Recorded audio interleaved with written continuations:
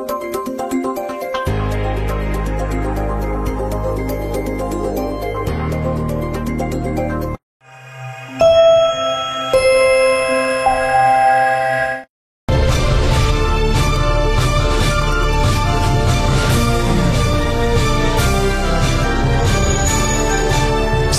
lagi Anda akan menyaksikan Kabar Petang didukung oleh Morinaga.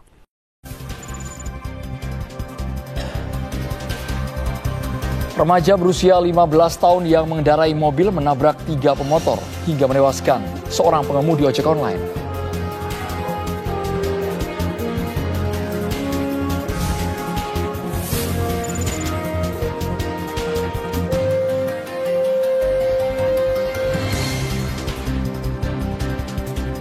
Kondisi infrastruktur jalan yang sangat buruk di Kecamatan Alu, Polewali Mandar, Sulawesi Barat membuat seorang ibu hamil yang ditandu puluhan kilometer untuk menjalani persalinan harus kehilangan bayi yang dikandungnya.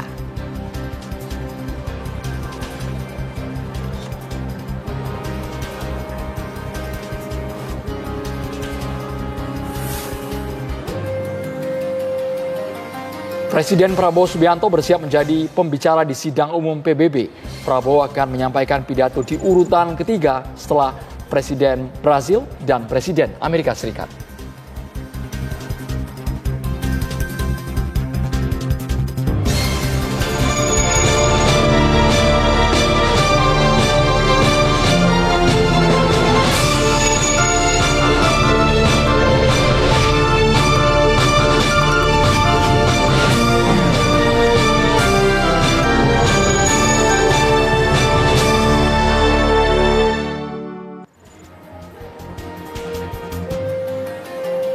Assalamualaikum warahmatullahi wabarakatuh. Selamat sore, Kabar Petang kembali hadir dengan berbagai informasi terkini yang telah kami rangkum hanya untuk Anda. Salah satunya, pemerintah melalui Menteri Sekretaris Negara Prasetyo Hadi angkat bicara terkait hal yang saat ini ramai digaungkan masyarakat, yakni gerakan Stop Totot Wut Wut di jalanan alias penggunaan strobo dan sirine yang tidak tepat.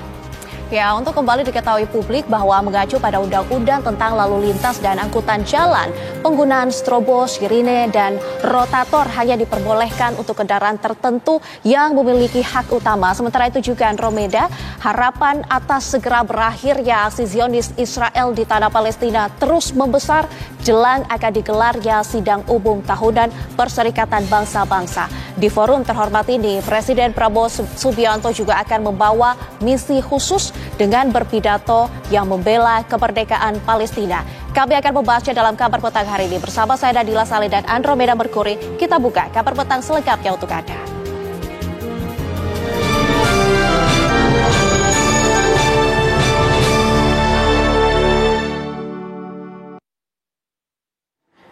Pemirsa, teras kantor Bupati Brebes, Jawa Tengah ambruk saat dalam perbaikan Minggu siang. Akibatnya 2 orang pekerja terjepit reruntuhan dan dilarikan ke rumah sakit.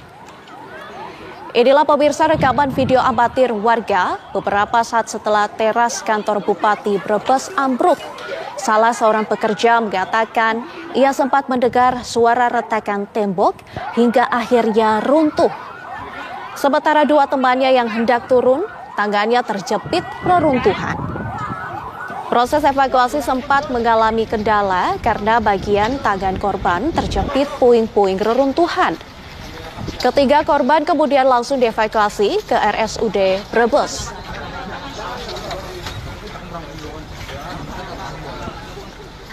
Terus saya kan lari, tapi larinya nggak belok, mundur, nabrak ini. Tapi saya lihat teman saya yang mau turun itu jatuh, terus saya tarik. Iya, tarik, ini kejepit sama itu. Nih, yang satu tuh tangannya tuh kejepit sama itu apa corang. Berarti berapa orang? Artinya 2. Pemirsa, remaja berusia 15 tahun mengendarai mobil jenis SUV menabrak 3 pengendara sepeda motor di Jalan Raya BSD Kabupaten Tangerang, Banten. Seorang pengemudi ojek online tewas di lokasi kejadian. Tiga pengendara sepeda motor terkapar di tengah jalan setelah mobil SUV menabrak mereka. di Jalan Raya BSD, Kecamatan Pagedangan, Kabupaten Tangerang, Banten. Seorang pengendara sepeda motor yang juga ojek online berusia 56 tahun tewas di lokasi kejadian akibat luka parah di bagian kepala. Sedangkan 2 orang wanita pengendara motor lainnya mengalami luka-luka hingga dibawa ke rumah sakit terdekat. Kecelakaan ini terjadi saat mobil SUV yang dikendarai remaja berusia 15 tahun berinisial BNA melaju dari Pagedangan menuju pintu tol BSD. Saat tiba di lokasi kejadian, remaja pengemudi SUV hilang kendali hingga akhirnya menabrak pembatasan jalan. Mobil terus melaju hingga menabrak 3 pengendara sepeda motor.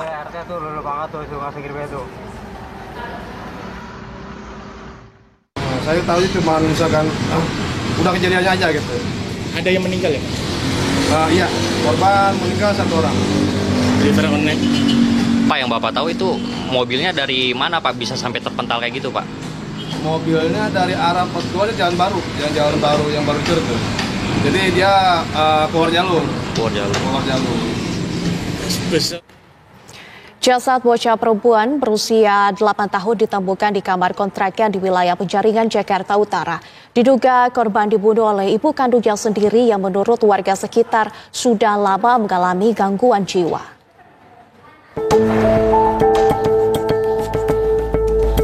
Terungkapnya penemuan jasad korban diawali dengan kecurigaan tetangga. Mereka mencium bau tak sedap dari kamar korban. Minggu pagi tadi, warga yang curiga mendatangi kamar tersebut dan menemukan bocah perempuan 8 tahun sudah meninggal dunia. Jasad korban diduga sudah meninggal sejak 5 hari lalu. Warga lalu menangkap ibu kandung korban dan menyerahkannya ke polisi. Saat ditanya di lokasi, ibu korban dalam keadaan linglung dan mengakui bahwa ia telah menghabisi nyawa anaknya sendiri. Jadi ketika mencium, ya kita spontan dong, ada mayat yang mana ya kan, kita langsung bergegas masuk ke atas. Ketika ditemukan memang sudah mayat itu sudah dalam kondisi di lantai penuh dengan bekas darah, kondisi udah agak membusuk ya, jadi udah agak membusuk mungkin dari 5 hari ke belakang. Ya, kita udah nggak berani masuk ke dalam lagi karena bukan ranah kita, jadi kita nunggu pihak yang berwajib. Setelah itu saya langsung telepon dari Bimas setempat, langsung datang dan langsung menghubungi dari Polsek Penjaringan. Menurut warga sekitar, ibu korban diketahui sudah lama mengalami gangguan jiwa.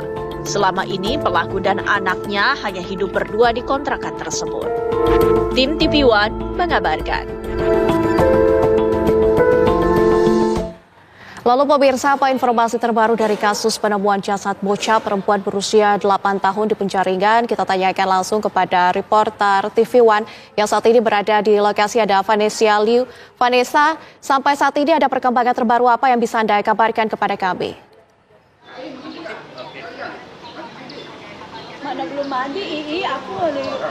Ya, selamat sore pemirsa. Dini hari tadi warga di Penjaringan, Jakarta Utara ini sempat digegerkan dengan penemuan jenazah anak perempuan berusia 8 tahun yang ironisnya diduga dibunuh oleh ibu kandungnya sendiri. Namun diketahui bahwa ibu dari korban yang sekaligus terduga pelaku ini memang sudah lama mengalami gangguan mental. Dan juga memang jenazah ini sendiri diketahui mulai tercium oleh warga karena sudah membusuk jenazahnya dalam kondisi sudah sekitar 5 hari meninggal dunia. Dan saat ini kami sudah bersama dengan salah satu tetangga dari korban, yaitu dengan Mbak Citra, dan kita akan tanyakan bagaimana sehari-hari selama ini korban dan ibunya tinggal di lingkungan ini. Selamat sore Mbak Citra. Selamat sore. Ya Mbak, bisa dijelaskan sebagai tetangga yang sudah lama tinggal di sini Mbak, bagaimana sih kehidupan ibu dan anak ini sehari-hari? Kayak biasa aja ya, kalau misalnya lagi di luar gitu, dia biasa bawa anaknya bolak-balik beli makanan, terus antar anaknya sekolah gitu. Cuma tertutup, orangnya lebih tertutup ya, gitu. Terus tapi kalau di dalam rumah, kalau lagi ngasuh anaknya tuh kayaknya mukulin anaknya terus.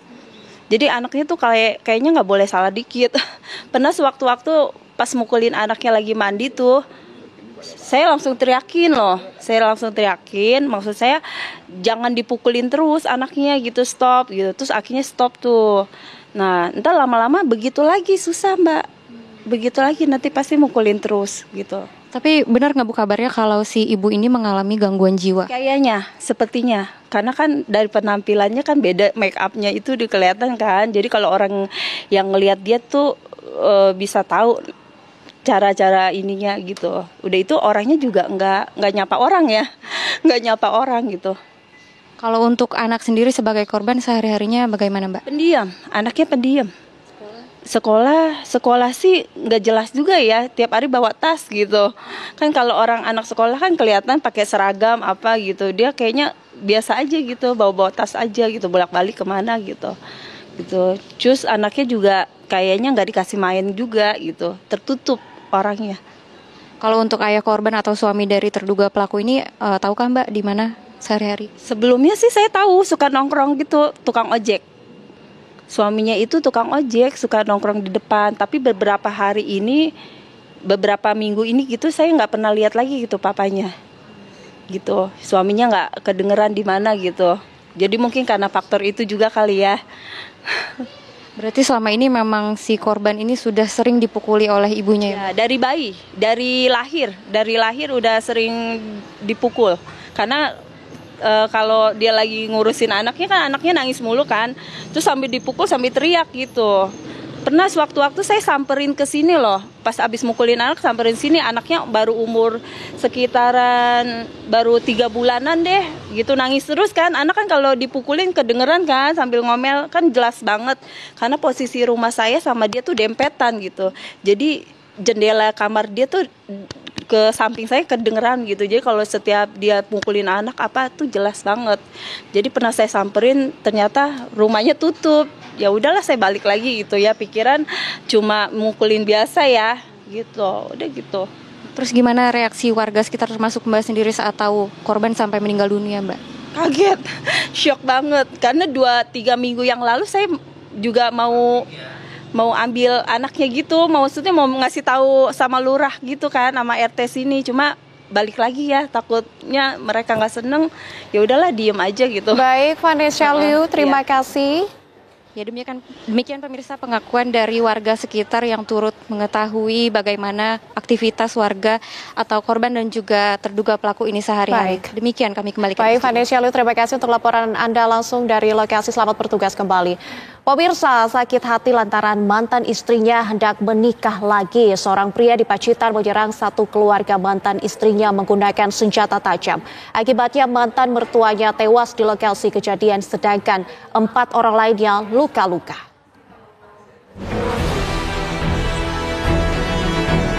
Peristiwa sadis itu menimpa satu keluarga di Dusun Drono, Desa Temon, Kecamatan Arjosari, Pacitan, Jawa Timur pada Sabtu malam. Korban atas nama Timi adalah mantan mertua pelaku. Jenazah Timi telah dimakamkan di pemakaman desa setempat, sedangkan 4 korban luka lainnya masih dirawat di Rumah Sakit Umum Kota Pacitan. Peristiwa penyerangan berawal saat pelaku mendatangi rumah korban dengan membawa senjata tajam. Setibanya di rumah yang dihuni 6 orang itu, pelaku marah-marah dan langsung mematikan listrik rumah. Pelaku lalu menyerang satu keluarga dengan celurit. Meninggal dunia ada satu, yaitu Mbah Timi. Itu sempat untuk korban yang 4 sampai sekarang dirawat di RSUD Darsono Kabupaten Pacitan. Untuk jenazah dari almarhumah Mbah Timi juga tadi malam di visum, di otopsi di RSUD Darsono Kabupaten Pacitan. Akibat ulah pelaku, mantan mertuanya tewas dan mantan istrinya luka-luka. Usai mengamuk, pelaku melarikan diri. Sudah bercerai dan korban yang luka ini mau menikah lagi. Diduga pelaku kesal karena mantan istrinya hendak menikah lagi. Polisi masih mengejar pelaku dan meminta masyarakat segera melapor apabila mengetahui keberadaan pelaku. Dari Pacitan, Jawa Timur, Agus Wibowo, TV One mengabarkan.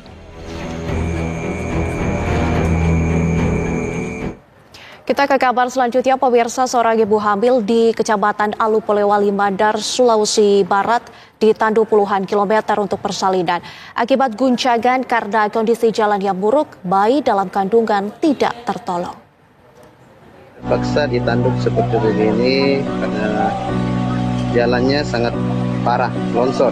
Warga Kecamatan Alu, Polewali Mandar, Sulawesi Barat secara sukarela bergantian menggotong ibu hamil menggunakan tandu yang hendak melahirkan. Warga menggotong ibu hamil ini sejauh 15 km selama 5 jam menggunakan sebatang bambu dan sarung menuju puskesmas terdekat. Cara ini dilakukan lantaran jalan desa terputus usai diterjang banjir. Kondisi alam dan jalan yang curam membuat tandu yang digotong kerap mengalami guncangan. Ketika sampai di puskesmas, ibu hamil ini langsung dirujuk ke Rumah Sakit Andi Depu Polewali Mandar. Karena kondisi sudah lemah, sang ibu melahirkan bayi perempuan yang sudah meninggal dunia di dalam kandungan. Kalau tidak salah, Pak, mulai jam 6 sampai jam 11, kurang lebih lah jam 11. Jalan kaki begitu ya? Iya, jalan kaki orang memikul. Yang lewati longsor dari tandu ini warga. Orang sambil menangis kasihan melihat anak ini. Kenapa, Bu? Kasihan sekali. Mana Pak mainan tuh Pak? Apa itu anak-anak? Emang susah jalannya, Bu ya? Setelah di puskesmas diperiksa. Jadi dibawa ke sini, Bu? Ya, makanya dokter di situ bilang dirujuk. Di sini di rumah sakit ya diperiksa lagi. Ya itu ya sudah meninggal. Mohon sekali kami mau minta tolong supaya jalan kami hidup. Diperbaiki.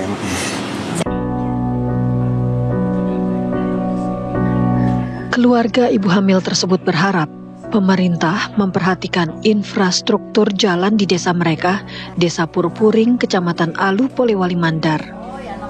Saat ini, warga kesulitan untuk beraktivitas dari dan keluar desa mereka, terutama untuk mendapatkan pelayanan kesehatan bagi warga yang sakit atau hendak melahirkan. Dari Polewali Mandar, Sulawesi Barat, Tamrin, TV One mengabarkan.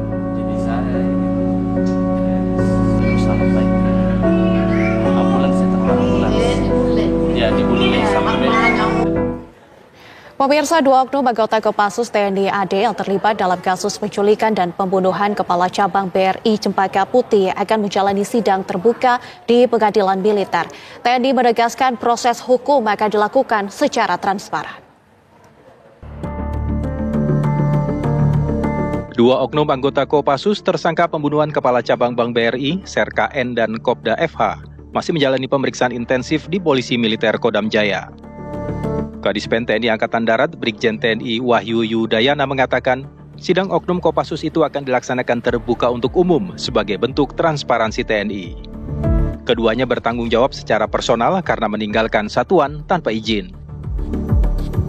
Nanti tahapannya lagi, auditor punya waktu 2 minggu untuk membuat asesmen atas berkas itu. Apabila ada yang perlu disempurnakan, dikembalikan lagi. Kalau sudah lengkap, auditor melimpahkan kepada pengadilan militer dan pengadilan dilaksanakan secara terbuka. Tahap awal saat pemeriksaan awal masih terduga itu beberapa atasan karena kan dia meninggalkan satuan. Dia meninggalkan satuan tentu komandan pada leveling tertentunya itu diminta keterangan. Ya, tapi sekarang setelah kami sebagai tersangka sudah tanggung jawab menjadi tanggung jawab personal. Tanggung jawab personal ya dia yang bertanggung jawab karena kegiatan itu dilaksanakan di luar kegiatan satuan. Sebelumnya, Polda Metro Jaya menyebutkan motif penculikan dan pembunuhan Kepala Cabang Bank BRI, Muhammad Ilham Pradipta, yaitu kejahatan perbankan. Para pelaku berupaya memindahkan dana dari rekening dorman di BRI ke rekening penampungan yang telah dipersiapkan. 2 oknum Kopassus bertugas untuk mengumpulkan para pelaku untuk menculik dan membunuh korban. Dari Jakarta, Putri Sophia, Ahmad Budiman, TV One mengabarkan. Pemirsa, anggota DPRD Gorontalo Wahyudin Moridu yang viral karena ucapan rampok uang negara dipecat dari kursi anggota DPRD Gorontalo. Kami akan hadirkan informasinya sesaat lagi.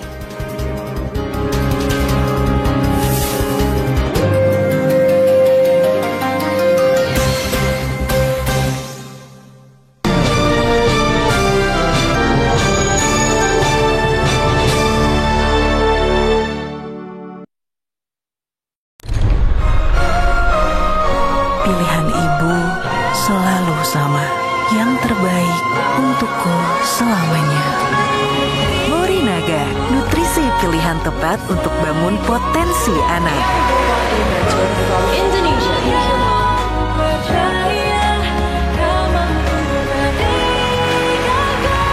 Morinaga, your choice, their future. Masa depan bukan kebetulan, pilih yang terbaik sekarang. Umpan lambung apa umpan terobosan yang terbaik? Rido! Seger-seger, luwak white coffee. Luwak white coffee less sugar dulu. Wah. Luwak white coffee less sugar dibuat dengan susu rendah lemak, rendah gula, rendah kalori. Menangkan 5 tiket nonton langsung Piala Dunia. Kirim 5 bungkus kopi luwak apa saja. Foto dan upload ke sosial media tag Kopi Luwak Official. Buruan kirim, pemenang akan segera dipilih. Luwak white coffee, rendah gula, yang mandi minum. Angkut dagangan sabrek, siap. Angkut panen setrek, nggak siap. Nyeri otot, gosok balsam otot geligat. Otot siap, hasilnya mantap. Tidak semua air itu aqua. Yang dipilih dari sumber air di gunung terlindungi, disaring bertahun-tahun oleh lapisan bebatuan, dan kaya akan mineral alami yang seimbang. Sehingga aqua terasa dingin tanpa didinginkan. Hai guys, hari ini tunggu. Kali ini aku bikin friendful kalian. Lifebuoy baru aja. Lifebuoy baru? Skin barrier? Iya, dengan skin peptide booster untuk skin barrier lebih kuat.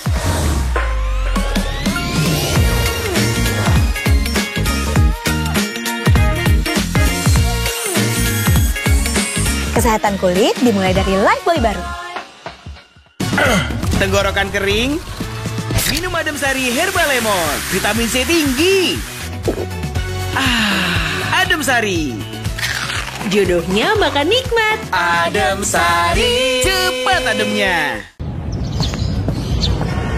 September hadir membawa cerita tentang langkah yang terus bergerak dan semangat hidup yang tak pernah padam. Suara kehidupan, kerja keras dan harapan, semua jadi warna perjalanan bangsa. Olahraga adalah energi yang menjaga tubuh dan bangsa ini tetap kuat. Selamat memperingati Hari Olahraga Nasional. Setiap langkah menjaga detak kehidupan. Di Hari Jantung Sedunia ini, mari sayangi jantung, sayangi masa depan. Dapatkan inspirasi sehat di Hidup Sehat. Fakta bahwa serangan jantung lebih tinggi risikonya pada orang-orang yang punya penyakit metabolik, orang yang kolesterol tinggi, orang yang punya penyakit gula darah, orang yang obesitas, orang yang darah tinggi, karena itu faktor risiko yang paling utama. Temukan ketenangan bersama Renungan Jiwa. Sikap buruk yang keluar dari perbuatan kita itu tanda buruknya hati. Dan sejarah yang tak boleh kita lupakan. 30 September. Pengkhianatan G30S PKI. Saksikan dokumenter kisah perjuangan bangsa agar kita tak pernah terpecah. Jangan lewatkan program-program inspiratif di TV One. Mari rayakan September sebagai ruang untuk bergerak, menjaga dan mengenang. Rambutku kusut, gampang patah dan wanginya nggak segar. Cobain aja Sunsilk Multivitamin Hair Perfume. Dengan multivitamin kompleks dan parfum bunga segar, shake, spray, suwe aja. Rambut jadi halus dan lembut. Wanginya tahan sampai 48 jam. Sunsilk Multivitamin Hair Perfume.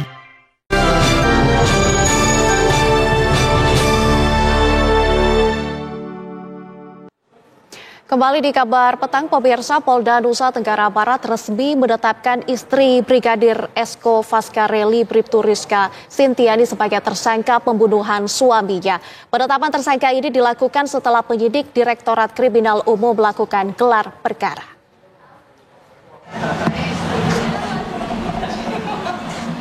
Bribtu Rizka Sintiyani ditetapkan sebagai tersangka pembunuhan Brigadir Esko Faskareli yang tak lain adalah suaminya sendiri. Penetapan status tersangka ini dilakukan setelah Kepolisian Daerah Nusa Tenggara Barat melalui Direktorat Kriminal Umum melakukan gelar perkara bersama Polres Lombok Barat. Bersamaan dengan itu pula, lebih dari 50 saksi juga telah dimintai keterangan oleh penyidik Direktorat Kriminal Umum untuk memperkuat penetapan status tersangka istri Brigadir Esko, Rizka, yang juga berprofesi sebagai polisi.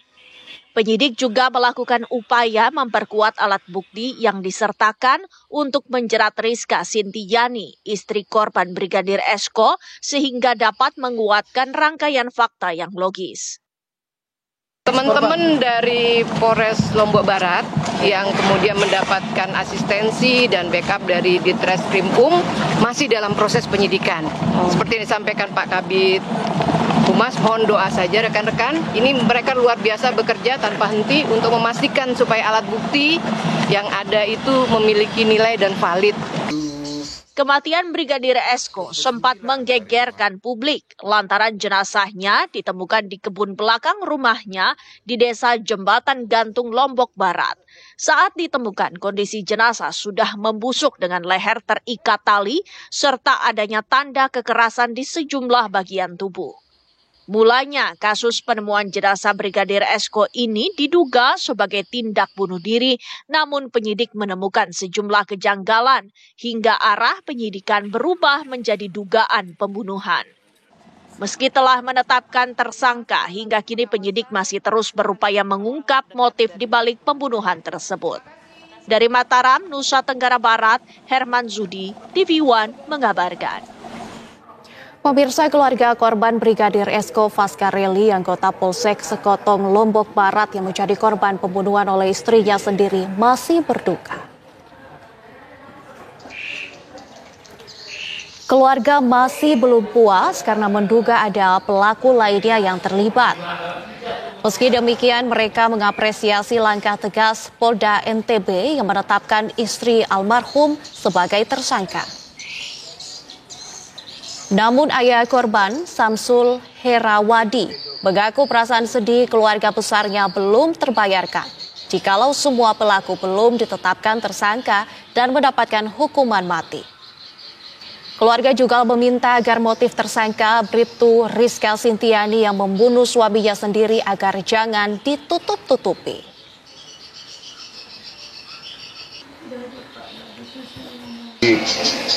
Kewenangan hukum itu hukum mati lah, paling tidak. Merupakan pembunuhan berencana yang sangat keji. Karena ya dalam hati kecil saya mengatakan mereka belum mengalami apa yang kita alami. Jadi harapan kita mohon penegak hukum menindak pelaku seadil-adilnya. Lalu pemirsa, bagaimana perkembangan dari kasus kematian polisi yang meninggal dunia di tangan sang istri? Sudah bergabung bersama kami di Kabar Petang kuasa hukum keluarga korban Brigadir Esko, Pak Lalu Anton Heriawan. Selamat sore, Pak Lalu Anton. Selamat sore, Mbak.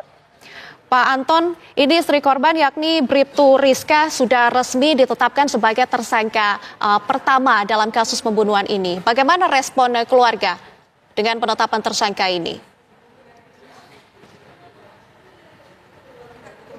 Alhamdulillah, kami mengapresiasi kerja yang luar biasa dari tim Polres Lombok Barat dengan Polda NTB sebelumnya itu siang dan malam bekerja. Kurang lebih 50 saksi sudah diperiksa dan kami apresiasi pada tanggal 19 September kemarin gelar perkara dilakukan. Kami disampaikan bahwa sudah menetapkan R, istri dari korban, sebagai tersangka. Yaitu istri dari korban ini ditetapkan pasal 340 pembunuhan berencana junto pasal 351 ayat 3. Akan tetapi kami meminta kepada penyidik bukan hanya terhenti pada si R, si Rizka ini. Kami meminta dilakukan pengembangan karena kami yakin ada tersangka-tersangka lain yang ikut serta membantu dalam melakukan pembunuhan yang sangat keji kepada Brigadir Esko. Jadi salah satu contoh yang menghilangkan alat bukti, terus turut serta membawa jenazah dari TKP atau tempat pembunuhan ke TKP jenazah yang ditemukan. Nah, kami meyakini tidak mungkin seorang wanita melakukan penganiayaan yang begitu keji seorang diri. Oke, Pak Anton, gelar perkara kan telah dilakukan kemarin ya, sebelumnya sudah dilakukan. Apakah pihak keluarga sudah mendapatkan penjelasan resmi mengenai motif ataupun latar belakang dari pembunuhan ini? Saya sudah bertanya kepada penyidik apa motif yang dilakukan oleh istri melakukan pembunuhan kepada Brigadir Esko kepada suaminya.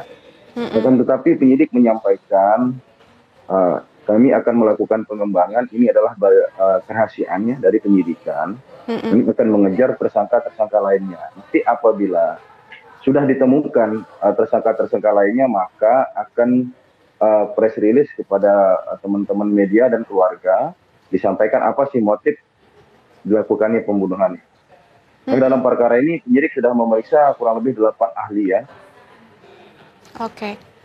Pak Anton, sosok Rizka, seorang Rizka dari pihak keluarga ini seperti apa? Sosok Rizka ini dari cerita keluarga ya, itu sebagaimana layaknya seorang menantu lah. Awalnya tidak ada kecurigaan awalnya. Setelah ditemukannya jenazah tanggal 24 Agustus, penyidik melakukan otopsi ya, Setelah keluar hasil otopsi ternyata hasilnya bukan bunuh diri, akan tetapi dibunuh. Nah, yang menjadi kecurigaan kami awalnya kepada si R ini, mengapa si R ini tidak membuat laporan polisi, sedangkan si R ini adalah suami dari korban. Yang membuat laporan polisi terkait kematian Brigadir Esko ini adalah ayah dari korban. Nah, itulah suatu kejanggalan bagi kami, seorang istri, suami sudah menghilang 5 hari, ditemukan meninggal dunia. Hasil otopsi adalah penganiayaan berat akibat meninggalnya. Mengapa istri tidak membuat laporan polisi? Mengapa yang membuat laporan polisi, yang mencari keadilan keliling itu adalah ayah Brigadir Esko, almarhum. Oke. Sebelum adanya kejadian naas seperti ini, apakah korban sempat berkomunikasi, curhat kepada pihak keluarga mengenai masalah-masalah yang mungkin terjadi antara ia dengan pelaku? Tidak pernah si korban bercurhat kepada orang tua, tidak pernah. Kan tetapi setelah tanggal 19 Agustus si korban menghilang, lost kontak. Pada tanggal 22 antara 23 Agustus, ibu dari korban berkomunikasi dengan si tersangka, menanyakan kenapa tidak pernah aktif handphone dari anaknya. Akhirnya dijawab oleh tersangka, saya sudah mencari paranormal, orang yang memahami spiritual. Dia menyampaikan bahwa si Brigadir Esko ini ada jauh di lokasi pantai Bangko-Bangko. Kan tetapi si ibu almarhum Brigadir Esko menyampaikan, saya ini ibu kandungnya. Saya mengetahui anak saya itu ada di sekitaran rumah dari si tersangka. Akhirnya selang 2 hari ditemukanlah jenazah Brigadir Esko sekitar 12 meter dari rumah tersangka. Baik Pak Anton, kita harapkan kasus ini bisa menemui titik terang sehingga korban bisa mendapatkan keadilan seadil-adilnya. Terima kasih Pak Anton sudah bergabung bersama kami di Kabar Petang. Pemirsa, kita ke kabar lainnya. Petugas Bandar Udara Dominic Edward Osok, DO, Kota Sorong, Papua Barat Daya terlibat ketegangan dengan petugas lainnya. Diduga hal ini terjadi karena adanya pemutusan kontrak kerja sepihak.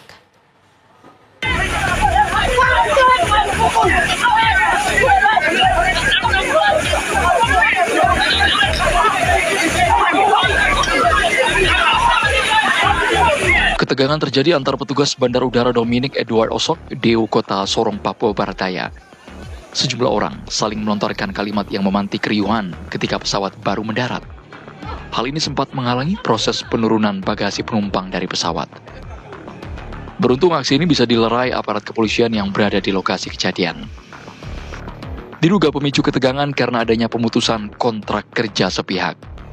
Penafsiran kontrak, jadi beda tafsir antara kami dengan PT Lion Air. Nah, PT Lion Air mengirimkan kami surat terminasi yang pada intinya tidak lagi memperpanjang kontrak. Nah, tetapi kontrak ini menurut penafsiran kami berlanjut. Sementara itu, pihak bandara memastikan operasional penerbangan tetap normal dan tidak ada hambatan meski ada sedikit insiden antar petugas. Itu ada penggantian penanganan pemerintahan negara dari yang ditunjuk oleh PT Lion.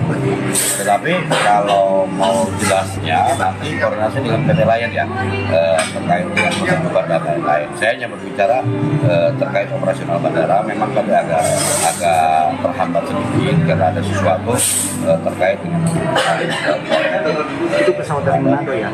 Penanganan dari ya. Kalau untuk kondisi bandara sendiri seperti apa, Pak? Kalau kondisi sendiri aman, tidak ada masalah. Tidak ada. Seperti yang Bapak lihat kan, tidak ada hambatan. Aktivitas tetap penerbangan.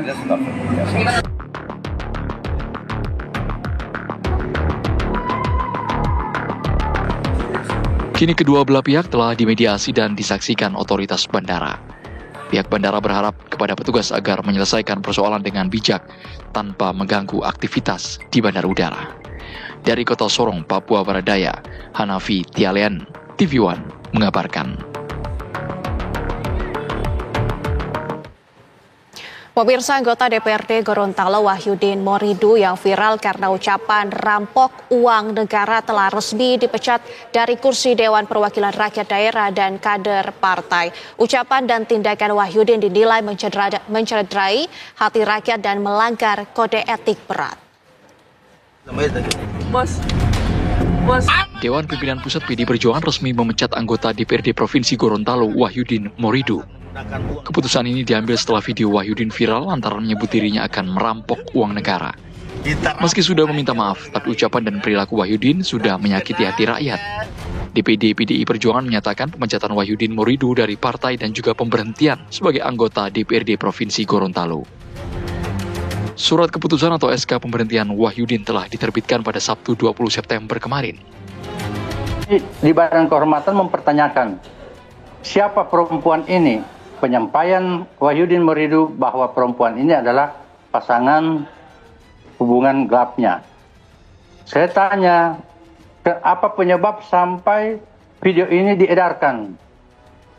Jawaban beliau yang bersangkutan bahwa yang bersangkutan perempuan ini meminta sesuatu tapi belum dipenuhi oleh Wahyudin Moridu. Jelas dalam aturan kode etik kita ini sudah pelanggaran berat dan sanksi yang akan diberikan pasti sanksi yang berat. Sanksi yang berat itu harus diberhentikan sebagai anggota DPRD. Ketua Badan Kehormatan DPRD Provinsi Gorontalo sempat mempertanyakan perempuan yang bersama Wahyudin dalam mobil. Terlepas alasan Wahyudin, BK DPRD menilai Wahyudin sudah melakukan pelanggaran etika berat. Atas pemecatan Wahyudin Moridu sebagai anggota DPRD Provinsi Gorontalo, DPD PDI Perjuangan telah menyiapkan calon pengganti antar waktu atau PAW yang akan mengisi kursi Wahyudin di DPRD. Dari Gorontalo, Kadek Sugiyarta, TV One mengabarkan. Kabar selanjutnya, pemirsa, wacana pembatasan setiap warga negara hanya boleh memiliki satu akun media sosial untuk setiap platform masih terus dikaji. Sekjen Kementerian Komunikasi dan Digital Komdigi Ismail menegaskan aturan itu bukan untuk membatasi kebebasan berekspresi masyarakat, melainkan membuat ruang digital lebih aman.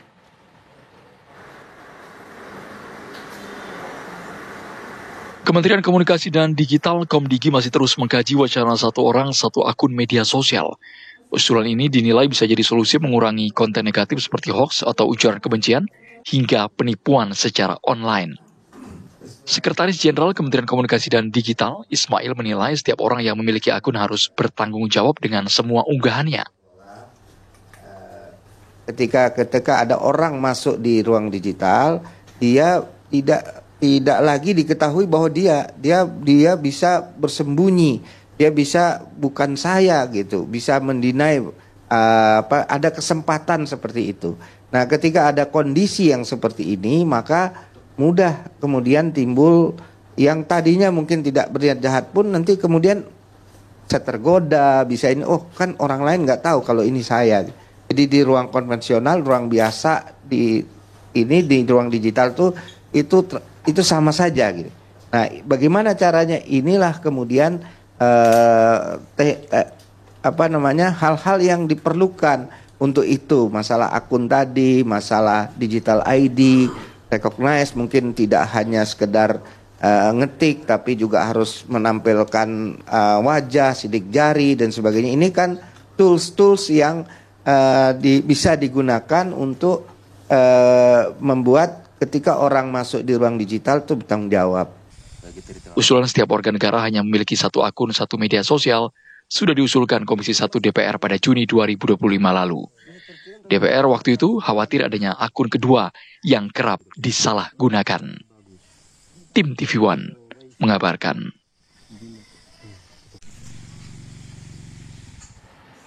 Pemirsa, Menteri Keuangan Purbaya Yudi Sadewa tidak setuju melakukan teks amnesti atau pengampunan pajak. Menurut Purbaya, teks amnesti berpengaruh buruk dan mendorong orang melanggar aturan pajak. Menteri Keuangan Purbaya Yudi Sadewa tak sepakat dengan program teks amnesti. Menjalankan program tersebut bisa berdampak buruk. Masyarakat justru bisa terbiasa melanggar aturan pajak dan berharap pemerintah memberikan ampunan. Untuk itu, Purbaya tidak akan melanjutkan program teks amnesti. Menteri Keuangan itu lebih memilih strategi untuk meminimalkan kasus penggelapan pajak. Kalau siap 2 tahun ada teks amnesti, itu akan memberi insentif kepada orang-orang untuk kibul-kibul. Karena dia akan pikir 2 tahun lagi ada amnesti lagi. Jadi itu bukan sinyal yang bagus. Tapi saya akan pelajari seperti apa proposalnya. Tapi sebagai ekonom untuk saya sih tidak terlalu appropriate.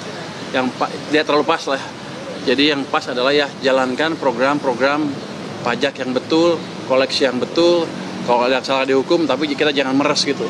Jadi harus perlakuan yang fair terhadap pembayar pajak.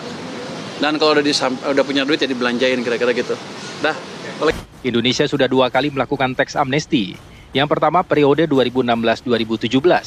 Diikuti sekitar 956 ribu wajib pajak dengan uang yang terkumpul sejumlah 114 triliun rupiah. Teks amnesti yang kedua tahun 2022. Diikuti sekitar 247 wajib pajak dengan uang yang terkumpul mencapai 60 triliun rupiah. Dari Jakarta, tim TV One mengabarkan.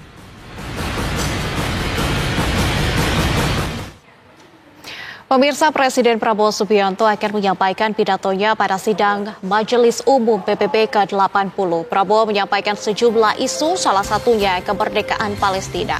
Kami akan hadirkan informasinya sesaat lagi.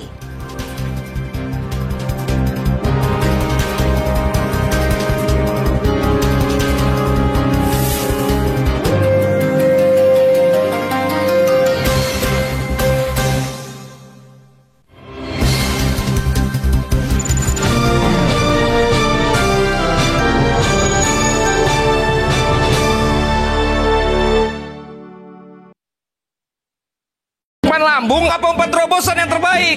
Ridho! Segar-segar luwak white coffee. Luwak white coffee less sugar dulu. Wah.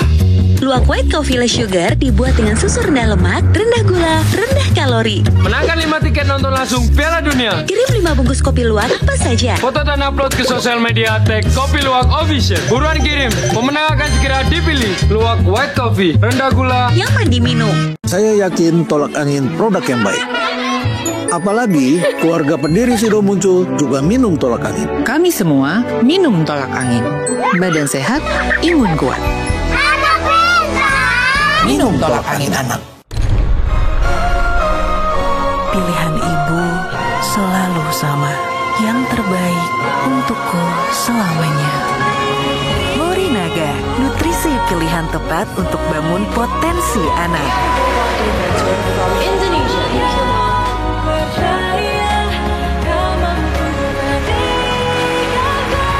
Morinaga, your choice, their future.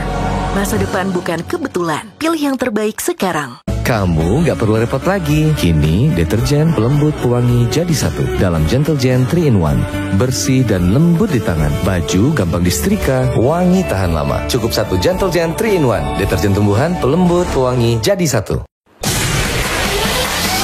Jadi baru lagi. Jadi baru lagi, Avian. Cepat keringnya baru selamanya. Yeay, jadi baru lagi. Avian, cat kayu dan besi. Percaya, Avian Brands. Aku Viva, hadiah miliaran. Cek tutup botolnya. Ada uang tunai, handphone, emas, sampai mobil. Cek tutup botol Aku Viva sekarang. Dari Wingsuit. Membedah informasi dengan ketajaman analisa. Apa sih pertimbangan dan juga urgensi utama dari DPR menyetujui transformasi BP Haji menjadi Kementerian Haji dan Umroh ini? Penyelenggaraan haji ini lebih fokus, lebih baik. Menghadirkan pandangan para pengamat dan ahli. Siapa-siapa saja kemungkinan yang menerima aliran dana hasil TPPU. Saya berharap KPK mendapatkan bukti-bukti untuk membongkar kasus ini ke atas. Apa kabar Indonesia Malam live di TV One? Ikutilah kompetisi karya jurnalistik mahasiswa Indonesia Karni Ilyas Award. Tema membaca ulang Indonesia.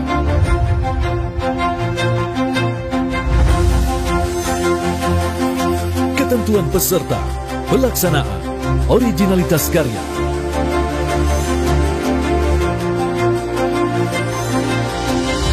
Scan barcode untuk informasi lengkap.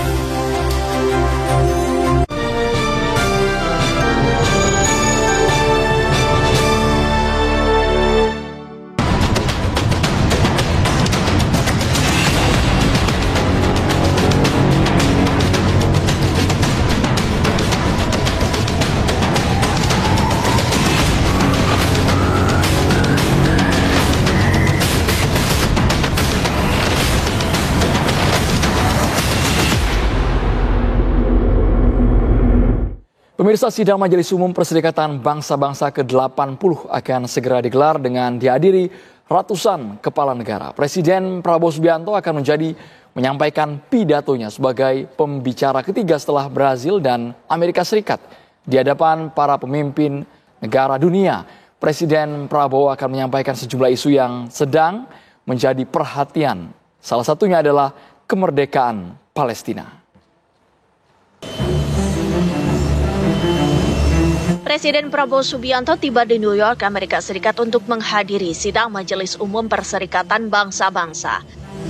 Presiden Prabowo akan menetap selama beberapa hari di kota New York guna menghadiri sejumlah agenda sidang Majelis Umum PBB pada 22 dan 23 September. Di New York, Prabowo tak hanya menghadiri sidang Majelis Umum PBB, namun juga menjadi pembicara dan menyampaikan pidato di urutan ketiga setelah Brazil dan Amerika Serikat. Beliau mendapatkan urutan berbicara yang ketiga setelah Brazil dan Amerika Serikat. Kemudian nanti juga akan ada beberapa agenda pertemuan di New York. Para pemimpin dunia akan berkumpul di Majelis Umum PBB ke-80 yang mempertemukan perwakilan dari 193 negara anggota, 2 negara pengamat non-anggota, dan 1 anggota pengamat untuk membahas isu-isu global. Sesi Majelis Umum memiliki tradisi unik dalam urutan pidatonya. Brazil selalu menjadi negara anggota pertama yang berpidato. Sebagai tuan rumah, Amerika Serikat adalah negara kedua yang berpidato. Tema sesi Majelis Umum tahun ini adalah Bersama Lebih Baik 80 Tahun dan Lebih untuk Perdamaian, Pembangunan, dan Hak Asasi Manusia. Selain tema utama tersebut, beberapa isu krusial yang diperkirakan akan mendominasi diskusi para pemimpin meliputi Gaza dan kemerdekaan Palestina. Inilah salah satu concern yang akan disampaikan Presiden Prabowo dalam pidatonya. Ya, tentu kan dari awal kan Indonesia ya Pak Presiden mendukung ya bagaimana perjuangan Palestina merdeka kan. Ya, dan di kancah dunia kan kita semuanya bangga kan Indonesia sekarang berada di jajaran strata negara. Selain isu Gaza, ada pula isu yang akan dibahas antara lain perang Rusia-Ukraina, Iran terkait program nuklirnya, perang sipil Sudan, Suriah, perubahan iklim, dan hak-hak perempuan, ketegangan Amerika Serikat Venezuela, dan penunjukan sekjen PBB baru untuk tahun depan.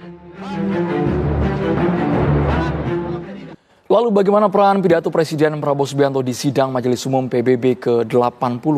Untuk membahasnya sudah bergabung bersama saya saat ini Pakar Hubungan Internasional Universitas Indonesia, Susi Sri Suparin S. Sudarman. Prof. Susi, saya ingin tahu bagaimana pandangan Prof. Susi melihat setelah 10 tahun lebih, akhirnya sekarang Presiden Prabowo Subianto mendapatkan kesempatan untuk berbicara di kancah internasional, mempengaruhi citra diplomasi secara internasional. Bagaimana Prof. Susi melihat kehadiran Prabowo? Bagus, karena sebetulnya kita butuh ya kehadiran seorang presiden di PBB, karena itu mencerminkan juga bahwa Indonesia siap di dalam negeri, bahwa tidak ada masalah-masalah yang mengendala sehingga akhirnya bisa muncul di forum internasional.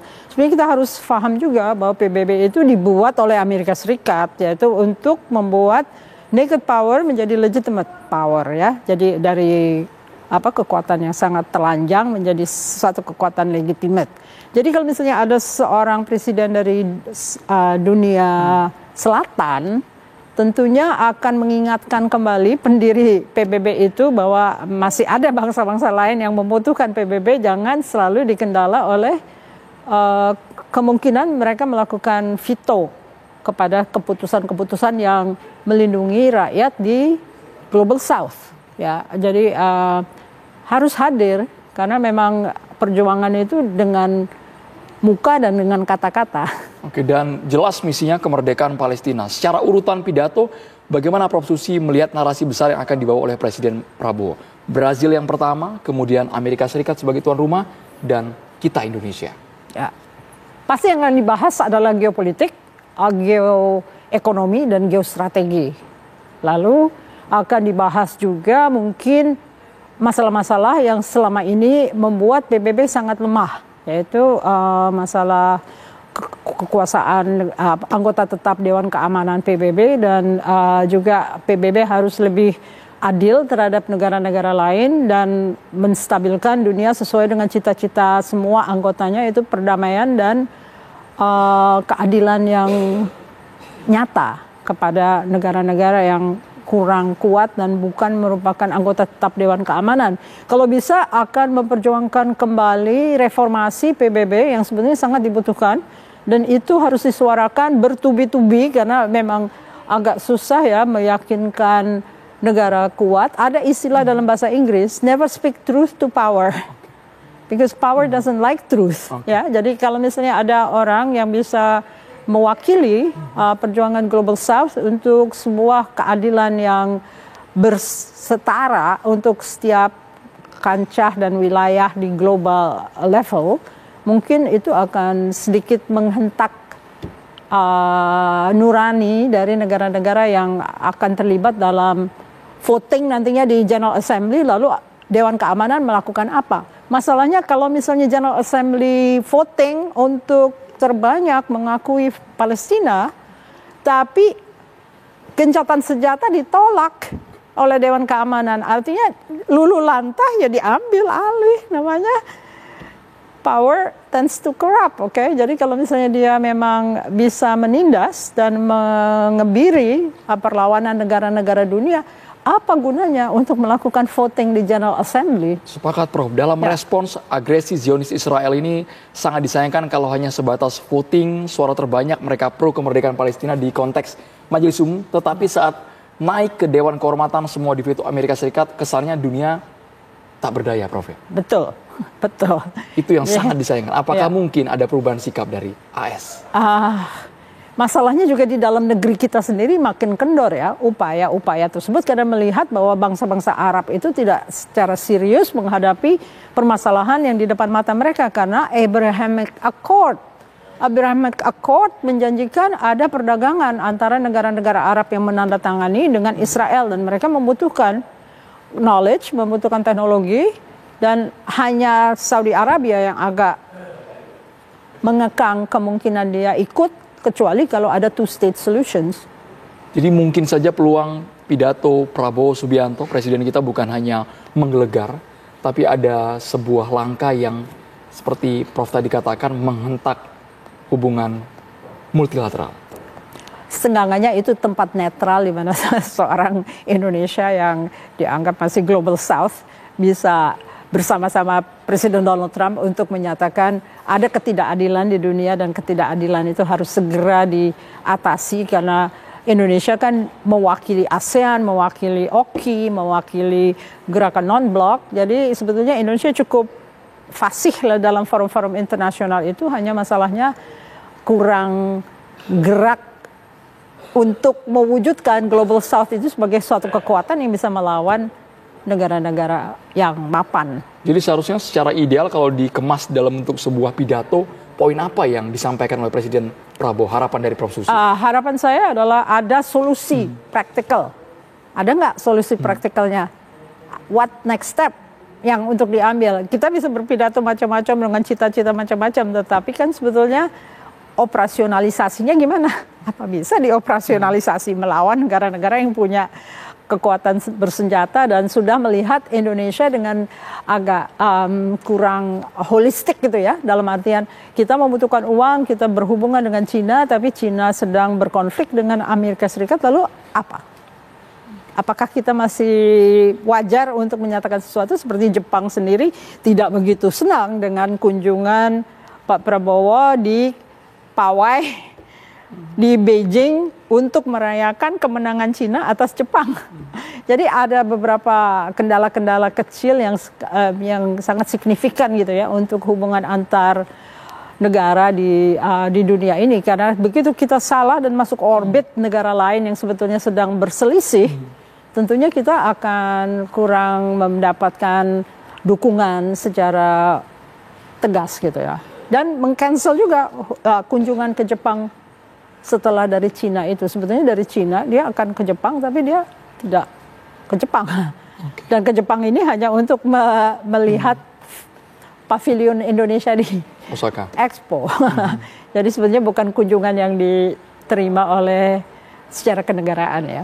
Tapi secara kenegaraan apakah ke depan ketika nanti tanggal 23 September kita nantikan isi dari pidato Prabowo Subianto itu bisa menjadikan jembatan bagi negara-negara yang sudah sekarang secara jumlah mereka pro kemerdekaan Palestina dan ada 10 negara yang menyatakan sikap masih menolak kemerdekaan Palestina. Prof Susi. Ya kalau kita bandingkan dengan pidato Soekarno tahun 1960, tentunya di dunia itu takut dengan Soekarno karena dia tahu persis bagaimana dia bisa memobilisasi rakyatnya demi tujuan-tujuan revolusionernya. Oke? Pada saat ini kita sering berselisih, sering menimbulkan ketidakpuasan terhadap tindakan-tindakan pemerintah yang belum berkeadilan.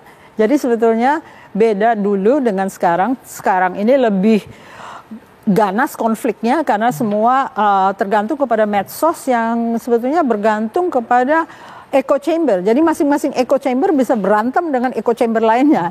Jadi kita nggak mau berteman untuk menyelesaikan perselisihan, justru menghindarkan pertemanan dan mengisolasi diri dalam kelompok masing-masing yang mereka merasa nyaman gitu ya. Bukan sesuatu yang harusnya kita sebagai bangsa bersatu di belakang Pak Presiden, tapi itu tuntutan beda lagi dengan tuntutan sebelum teknologi itu menjadi pusat perhatian setiap rakyat Indonesia, dan kita cukup tinggi ya ratingnya dalam artian menggunakan medsos itu sebagai alat berkomunikasi.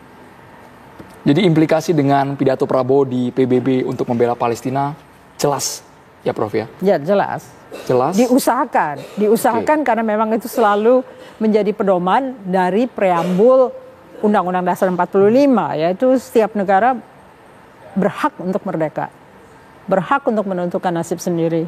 Pada saat ini kan itu diabaikan karena sebetulnya PBB karena mempunyai anggota tetap di Dewan Keamanan itu mengendala, sebetulnya hanya itu masalahnya. Kalau misalnya menurut General Assembly pasti akan menang, tapi apakah itu akan berlanjut kalau misalnya gencatan senjata itu dihentikan oleh seorang anggota tetap Dewan Keamanan, apakah bisa muncul dan apakah solusi? Bisa AS tidak menggunakan vetonya, Prof?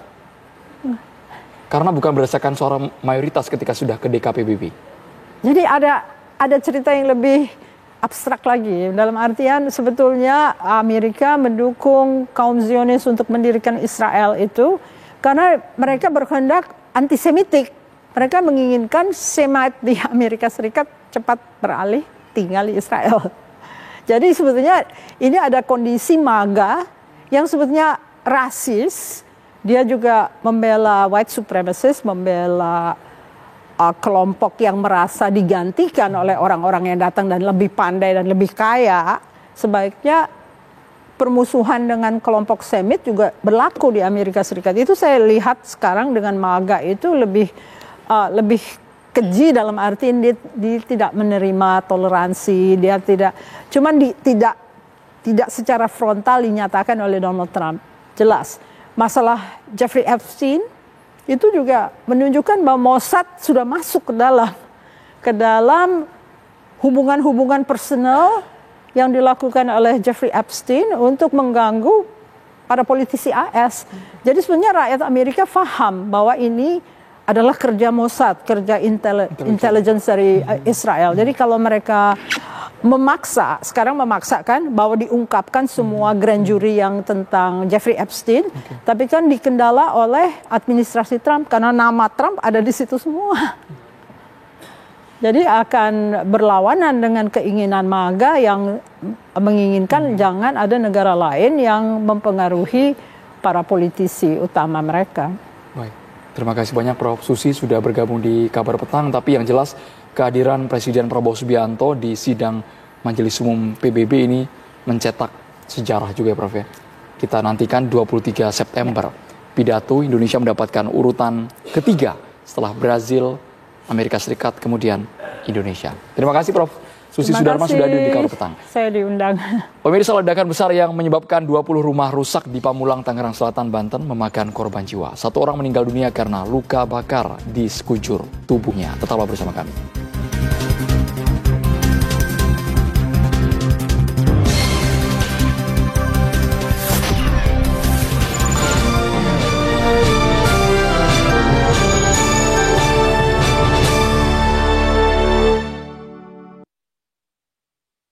Lambung apa 4 terobosan yang terbaik?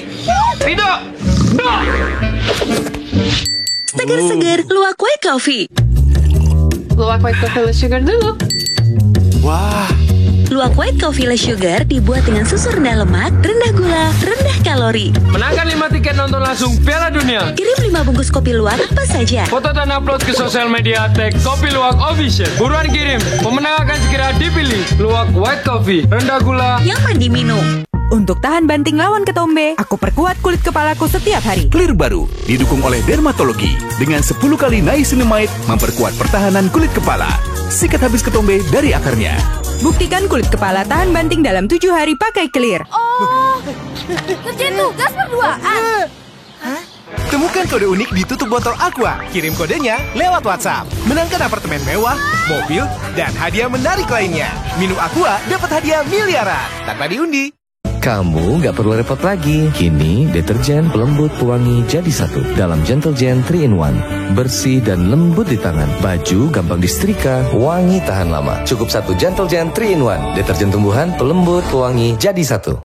Membedah informasi dengan ketajaman analisa. Apa sih pertimbangan dan juga urgensi utama dari DPR menyetujui transformasi BP Haji menjadi Kementerian Haji dan Umroh ini? Penyelenggaraan haji ini lebih fokus, lebih baik. Menghadirkan pandangan para pengamat dan ahli. Siapa-siapa saja kemungkinan yang menerima aliran dana hasil TPPU. Saya berharap KPK mendapatkan bukti-bukti untuk membuka kasus ini ke atas. Apa kabar Indonesia Malam live di TV One.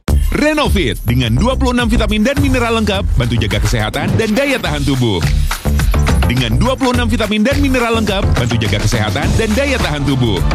Minum Renovit, siap jaga kesehatan dan daya tahan tubuh. Produksi Konimax. Vaseline Glutathione Serum dengan Glutaglow dan Hyaluron 70 kali lebih kuat dari vitamin C dalam tekstur serum burst yang ringan untuk kulit glowing dan lembab. By Lotion Lengket, hai Vaseline Glutathione. Coba sekarang. Gimana? Masih senang jalan-jalan kan? Kalau saya setia pakai Kewok karena setiap kali berjalan kaki seperti dipijit-pijit. Nyaman sekali. Titik refleksi lembut, berjalan seperti dipijat-pijat. Umur boleh bertambah, tapi kesehatan harus tetap terjaga. Karena sering pakai sendal Kewok, pundak, punggung, pinggang, lutut, belas, hilang sakitnya. Assalamualaikum Bang Haji. Waalaikumsalam. Kelihatannya makin seger aja. Jalannya juga udah gak jinjet-jinjet lagi. Kan sekarang Ayah pakai sendal Kewok. Alhamdulillah.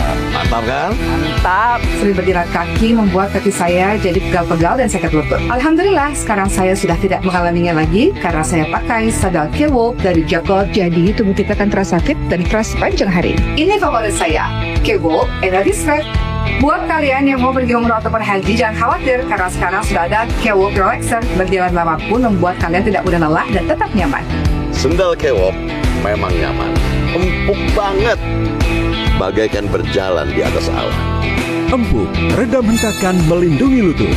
Dengan menggunakan sandal kesehatan dan kenyamanan, Kewok yang mampu meredam hentakan serta mengurangi rasa pegal, membuat beraktivitas jadi nyaman dan aman. Yuk, jangan asal pilih alas kaki, segera ganti alas kakimu ke Kewok. Sehatnya dapat, nyamannya juga dapat. Pakai nih Kewok Energy. Kewok ini dilengkapi Energy Box dengan terapi magnet lebih energi, banyak berjalan membantu mengontrol gula darah. Kewok itu bikin nyaman, bikin kita lebih energik, dan rasanya pengen gerak terus. Cerdas. Sekarang sudah zamannya, yang trendy juga mesti bikin sehat. Yuk ganti jadi Kewok. Sehatnya dapat, nyamannya juga dapat.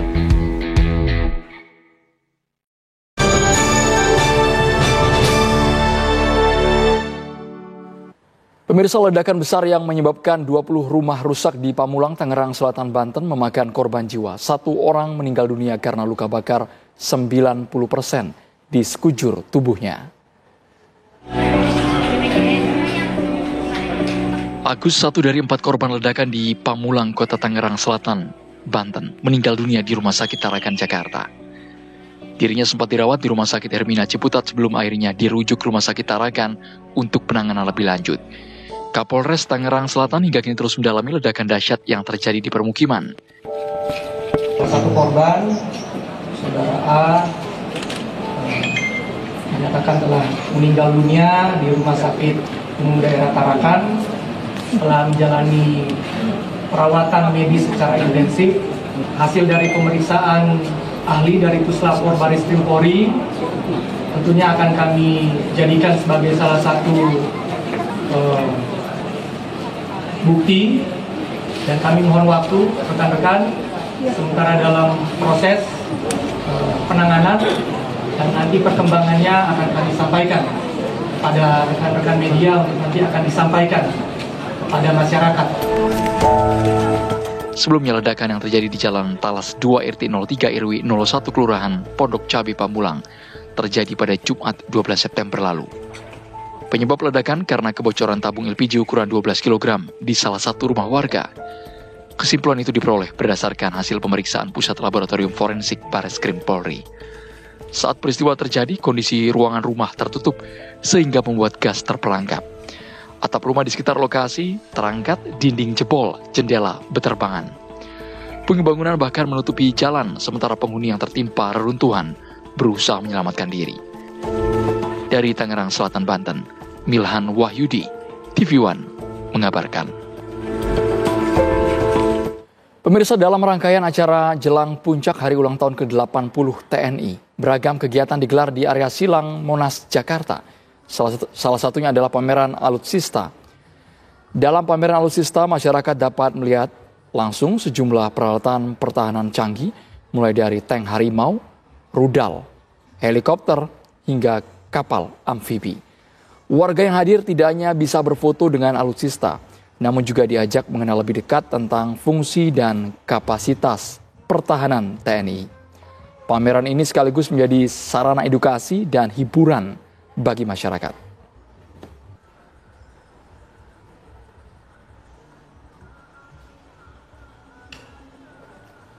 Antusiasme masyarakat begitu besar terhadap penyelenggaraan pameran alutsista di kawasan Monas yang menjadi rangkaian acara jelang puncak hari ulang tahun ke-80 TNI. Tak hanya sebagai wisata hiburan, namun juga memberi edukasi bagi keluarga. Bagi Anda yang penasaran, kami hadirkan liputan dari reporter Kesia Butar-Butar dan juru kamera Rashid Hartadi dari lokasi pameran. Selamat sore pemirsa, saat ini saya melaporkan dari Monumen Nasional Jakarta yang dimana menjelang HUT TNI ke-80, TNI mengadakan TNI Fair yang dimana mereka memamerkan alutsista yang ada di sekitar Gedung Monumen Nasional. Dan memang saat ini suasana terkini di sekitar Gedung Monumen Nasional memang sudah sangat ramai dikunjungi oleh pengunjung yang datang untuk melihat maupun berfoto bersama dengan alutsista yang dipamerkan di sekitar Gedung Monumen Nasional dan juga bersama dengan petugas TNI yang ada di sekitar alutsista. Dan memang ini alutsista yang sudah dipamerkan di depan Gedung Monumen Nasional ini terdiri dari 3 matra, yakni dari TNI Angkatan Darat, kemudian Angkatan Laut dan juga Angkatan Udara. Dan acara ini memang terbuka untuk umum, yakni pengunjung maupun masyarakat bisa datang secara gratis ke Gedung Monumen Nasional ini untuk berfoto maupun melihat-lihat alutsista yang dipamerkan di sekitar Gedung Monumen Nasional. Nah, langsung saja kita berbincang bersama dengan pengunjung yang datang ke Monas ini. Halo Bapak, dengan siapa? Pak Aunila. Asalnya dari mana Pak? Dari Serang, Banten Pak. Kesini taunya dari mana Pak, ada pameran? Tahu dari televisi juga kemarin informasinya Pak. Udah berfoto-foto di mana aja Pak di sini? Udah di stand TNI AD, TNI AU, banyaknya di TNI AD sih, emang banyak sini. Di sini sama siapa Pak? Sama keluarga, sama istri, sama anak juga. Anak-anaknya antusias sekali ya? Antusias sekali, apalagi anak-anak pada foto semua di sini Mbak. Gitu, ya. Terima kasih Pak, silakan melanjutkan kegiatannya kembali. Nah, kita akan mengajak salah satu pengunjung lagi pemirsa mengenai pameran alutsista yang ada di sini. Halo Mas, dengan siapa? Nama Alip. Asalnya dari mana Mas? Asal dari Serang. Kesini tahu ada pameran alutsista dari mana? Dari saluran TV. Iya. Ini udah dari hari kemarin atau memang hari ini baru datang? Baru datang. Iya. Udah foto di mana? Udah dipoto dari sini ke sana. Gimana Mas kesannya ketika melihat alutsista yang dipamerkan? Ya seneng lah, mendukung. Sudah mau jadi cita-citanya gitu. Iya. Terima kasih Mas atas waktunya. Kita sudah mendengar dari pengunjung kalau mereka memang sangat antusias melihat adanya alutsista yang ada di sini. Saya juga akan mengajak Anda untuk berbincang langsung bersama dengan petugas TNI yang ada di sini. Halo Bapak, maaf enggak. Ya. Siapa Pak? Dengan Pratu Wafik. Ya. Boleh dijelaskan nggak Pak, ini sebenarnya alutsista dari angkatan mana? Ini kebetulan alutsista dari Angkatan Darat Ibu. Namanya untuk Ranpur Tank Marder. Kegunaannya untuk di medan tugas, di medan perang digunakan untuk mengangkut personel. Ya bisa dipakai buat perang, dipakai untuk pameran bisa. Terima kasih Pak. Ya. Ya pemirsa, ini memang hari terakhir dari rangkaian HUT TNI ke-80 yang sudah dimulai sejak tanggal 20 September hingga 21 September 2025 dan nantinya akan ditutup pukul 9 malam atau 21 waktu Indonesia bagian Barat. Dari Jakarta, Kesia Clarissa Butar-Butar, Rashid Hartadi, TV One mengabarkan. Kita beralih ke kabar lainnya, 2 oknum anggota Kopassus TNI Angkatan Darat yang terlibat dalam kasus penculikan dan pembunuhan Kepala Cabang BRI Cempaka Putih akan menjalani sidang terbuka di pengadilan militer.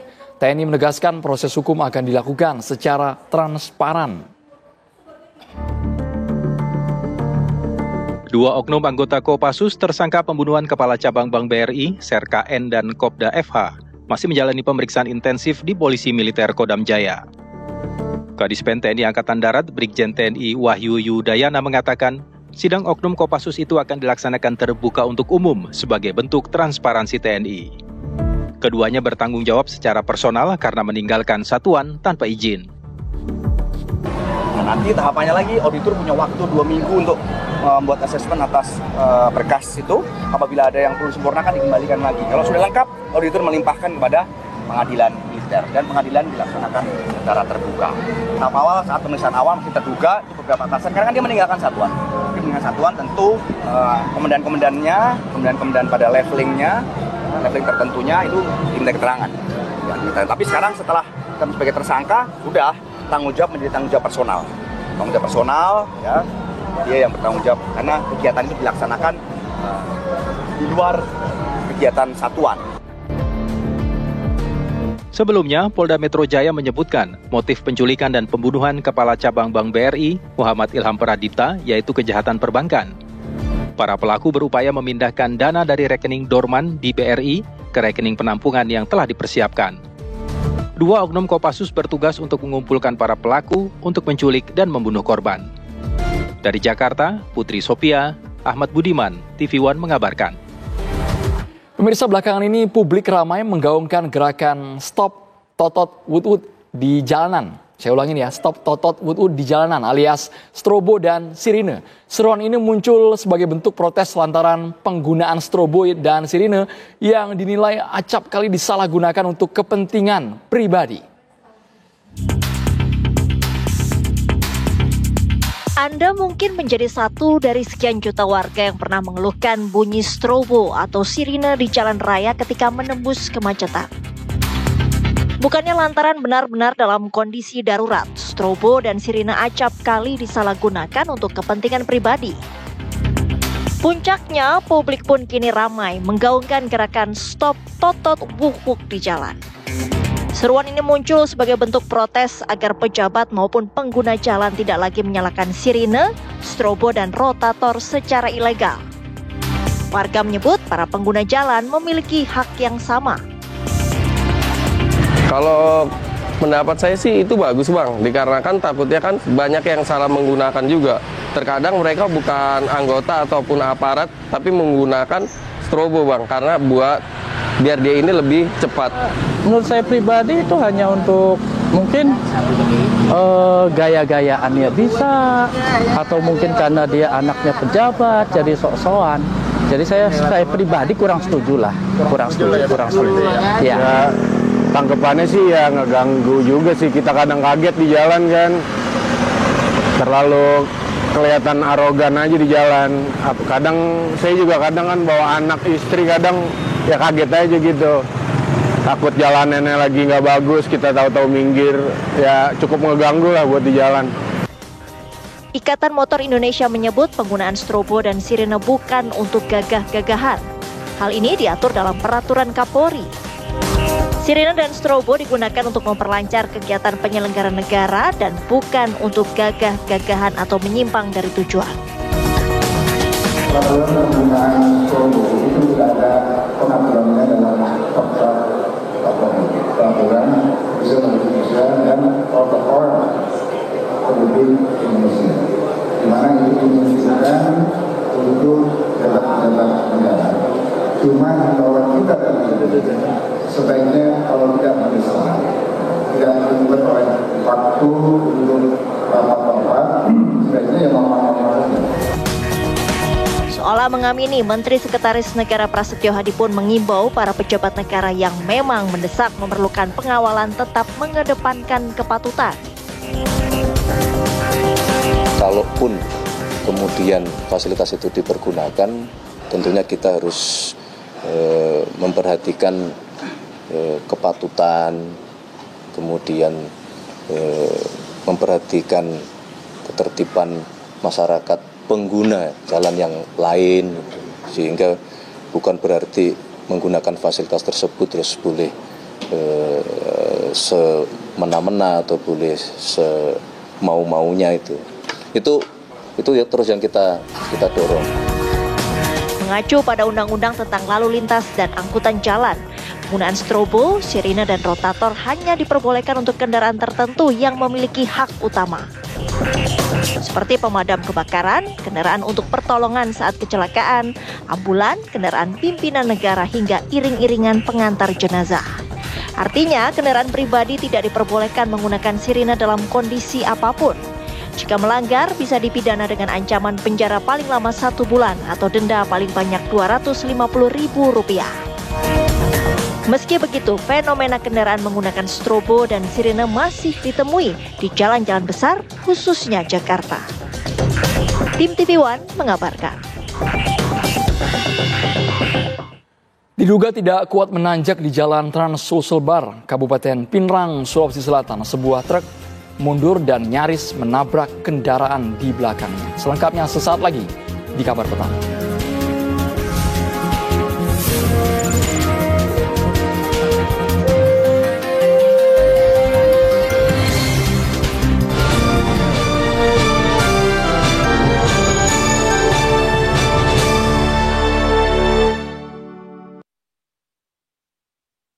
Mau tahu rahasia tampil maksimal seharian? Pakai Rexona. Wangi dan segarnya sepanjang hari. Bikin terus percaya diri di segala aktivitas.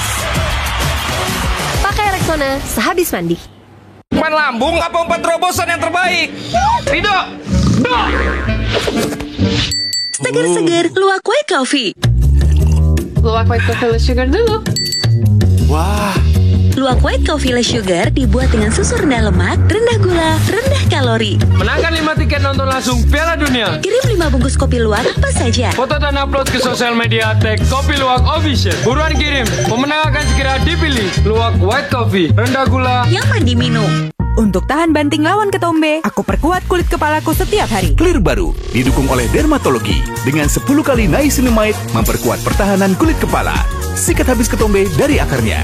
Buktikan kulit kepala tahan banting dalam 7 hari pakai Clear. Aku sering melihat galon cuci ulang disimpan di tempat yang kotor. Jujur takut, bersih nggak ya untuk anak dan keluargaku? Kami mengerti kekhawatiran ibu. Untuk itu, Le Mineral menggunakan galon yang selalu baru agar terjamin kebersihannya. Le Mineral. Membedah informasi dengan ketajaman analisa. Apa sih pertimbangan dan juga urgensi utama dari DPR menyetujui transformasi BP Haji menjadi Kementerian Haji dan Umroh ini? Penyelenggaraan haji ini lebih fokus, lebih baik. Menghadirkan pandangan para pengamat dan ahli. Siapa-siapa saja kemungkinan yang menerima aliran dana hasil TPPU. Saya berharap KPK mendapatkan bukti-bukti untuk membuka kasus ini ke atas. Apa kabar Indonesia Malam live di TV One? Kenapa aku pilih Le Mineral? Soalnya cuma ini nih yang masih ada segelnya. Debu jadi nggak akan masuk di sela-sela tutup botolnya. Benar, Le Mineral disegel secara khusus sehingga terjamin kebersihannya. Le Mineral. Kamu nggak perlu repot lagi. Kini deterjen pelembut pewangi jadi satu dalam Gentle Gen 3-in-1. Bersih dan lembut di tangan. Baju gampang disetrika, wangi tahan lama. Cukup satu Gentle Gen 3-in-1. Deterjen tumbuhan pelembut pewangi jadi satu. Mojokerto digegerkan penemuan potongan jasad manusia. Problematika hidup dan luapan amarah, pemupus asmara. Duka bagi keluarga korban dan pasal berlapis ancam jagal sadis. Benang merah, jagal mutilasi Mojokerto, The Series, Minggu 21 September di TV One.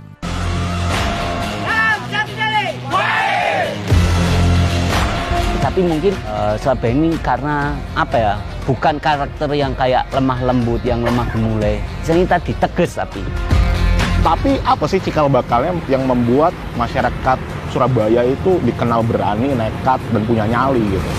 Disitulah saya sadar betul bahwa kekuatan Surabaya itu ada di gotong royongnya. Distrik, Minggu pukul 10 malam di TV One.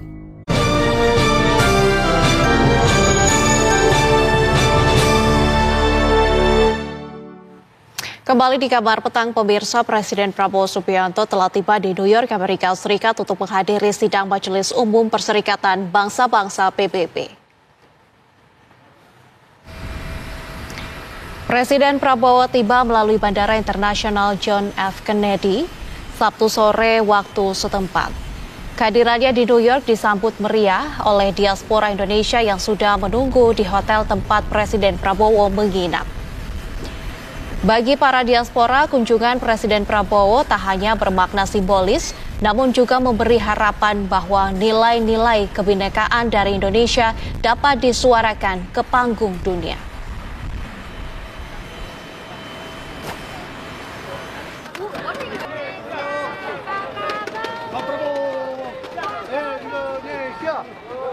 Apa saja rangkaian agenda Presiden Prabowo Subianto setibanya di New York, Amerika Serikat sebelum nantinya akan berpidato di sidang Majelis Umum PBB pada Selasa waktu setempat? Kita bergabung dengan rekan kami ada Haidar Faisal yang saat ini berada di New York, Amerika Serikat. Haidar Faisal, selamat sore waktu Jakarta.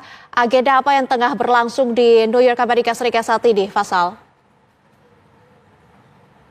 Ya, selamat pagi waktu New York, Amerika Serikat, Nadila dan juga pemirsa. Kalau ditanya agenda apa yang saat ini tengah berlangsung, memang kami dapat informasikan bahwa setelah Presiden Prabowo Subianto ini tiba di New York, Amerika Serikat melalui Bandara John F. Kennedy, Presiden Prabowo Subianto langsung menuju ke hotel, di mana di sana ia langsung juga disambut oleh sejumlah diaspora Indonesia yang sangat antusias untuk bertemu dengan Presiden Prabowo Subianto, karena Nadila dan juga pemirsa, mereka merasa bangga pada akhirnya Kepala Negara Republik Indonesia ini dalam 10 tahun terakhir untuk pertama kalinya datang ke New York untuk menghadiri sidang Majelis Umum Perserikatan Bangsa-Bangsa langsung di markas besar PBB di New York, Amerika Serikat. Dan untuk saat ini Nadila dan juga pemirsa, ini masih pukul 6 pagi waktu New York, Amerika Serikat, dan Presiden Prabowo Subianto juga masih berada di dalam hotel, masih beristirahat begitu. Adapun untuk hari ini sendiri, informasi yang kami peroleh dari berbagai pihak, termasuk dari Biro Pers Media Istana, memang disampaikan bahwa untuk hari ini sendiri, untuk agenda Presiden Prabowo Subianto ini masih intern begitu. Kendati demikian, kami awak media masih juga tetap diminta untuk berjaga, untuk standby. Sekiranya nanti akan ada sejumlah pertemuan bilateral yang dilakukan oleh Presiden Prabowo Subianto. Lalu pada tanggal 22 Septembernya, Nadila, ataupun hari Senin waktu setempat ini, aktivitas Presiden Prabowo Subianto dalam mengikuti sidang Majelis Umum PBB akan dimulai, di mana pada tanggal 22 September esok Presiden Prabowo Subianto ini teragendakan akan menghadiri pembahasan mengenai two-state solution, ataupun pembahasan mencari solusi bagi konflik yang terjadi antara Zionis Israel dan juga Gaza Palestina, di mana Nadila juga pemirsa, ini perang Israel di Gaza, ekspansi permukiman, lalu juga meningkatnya serangan terhadap warga Palestina di tepi barat ini telah memicu kemarahan dunia internasional, di mana hal tersebut juga membuat dukungan luas bagi negara-negara lain untuk melakukan solusi dua negara. Informasi yang kami peroleh juga, Nadila dan juga pemirsa, 10 negara termasuk Inggris, Prancis, Kanada, Australia, Portugal, dan Belgia ini diperkirakan juga akan secara resmi mengakui negara Palestina dalam beberapa hari mendatang. Dan nanti Presiden Prabowo Subianto juga akan hadir ke dalam forum two-state solution ini. Nah, kemudian pada tanggal 23 Septembernya, ini pembukaan sidang Majelis Umum dan juga debat umum High Level Week akan dibuka, Nadila dan juga pemirsa, di mana di dalam pertemuan itu pun di dalam agenda tersebut Presiden Prabowo Subianto juga teragendakan akan memberikan pidato. Presiden Prabowo Subianto mendapatkan urutan ketiga, atau sebetulnya secara general ini mendapatkan urutan pertama untuk berbicara. Namun karena memang tradisinya adalah Brazil harus yang pertama dan juga Amerika Serikat sebagai tuan rumah menjadi pembicara kedua, Presiden Prabowo Subianto harus mundur sedikit menjadi pembicara ketiga setelah Presiden Brazil dan juga Presiden Amerika Serikat. Adapun dalam pidatonya nanti Presiden Prabowo Subianto akan menekankan terkait dengan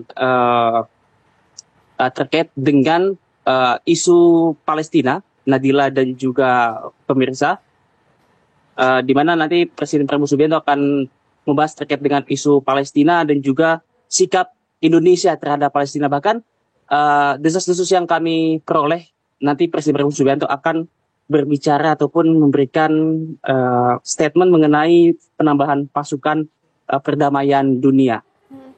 Selain daripada itu, Nadila dan juga pemirsa, ini Presiden Prabowo Subianto juga akan menyampaikan terkait dengan pelaksanaan program-program Astacita, lalu juga memperjuangkan reformasi sistem multilateral, di mana dalam hal ini Indonesia akan mengajukan diri untuk menjadi yang pertama, Nadila, untuk mengajukan diri menjadi anggota tidak tetap Dewan Keamanan Perserikatan Bangsa-Bangsa periode 2029 hingga 2030.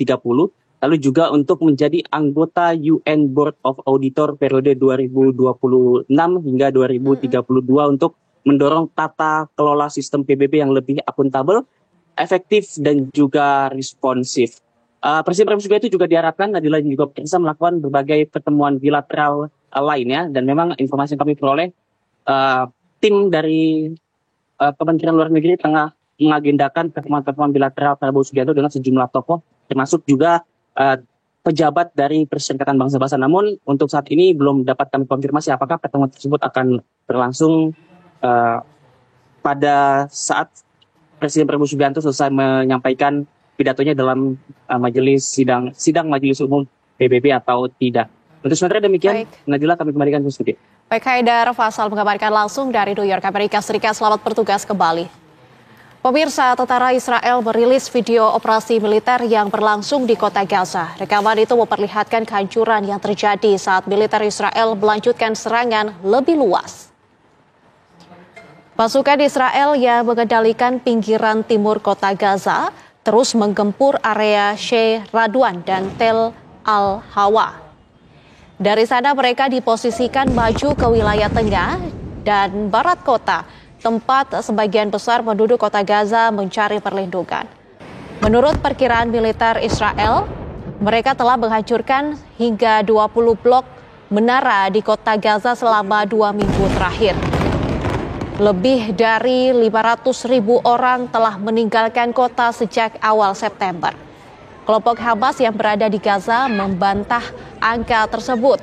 Mereka menyatakan bahwa hanya di bawah 300.000 orang yang telah mengungsi dan sekitar 900.000 orang masih bertahan termasuk sandera Israel. Hingga kini militer Israel telah menghancurkan lebih dari 1.800 bangunan tempat tinggal di kota Gaza dan membombardir lebih dari 13.000 tenda yang menampung keluarga pengungsi.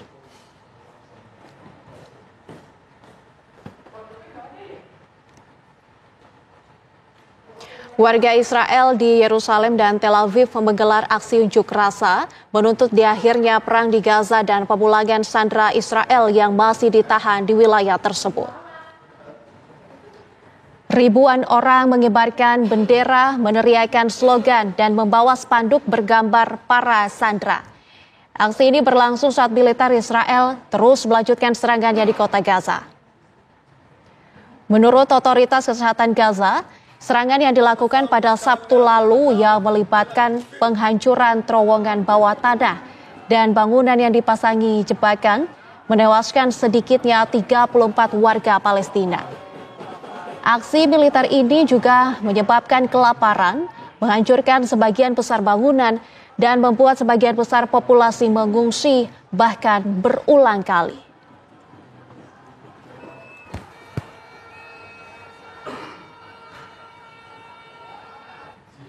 Pemirsa, diduga tak kuat menanjak di Jalan Trans Sulselbar, Kabupaten Pindrang, Sulawesi Selatan, sebuah truk pun mundur dan nyaris menabrak kendaraan di belakangnya. Kami hadirkan informasinya sesaat lagi.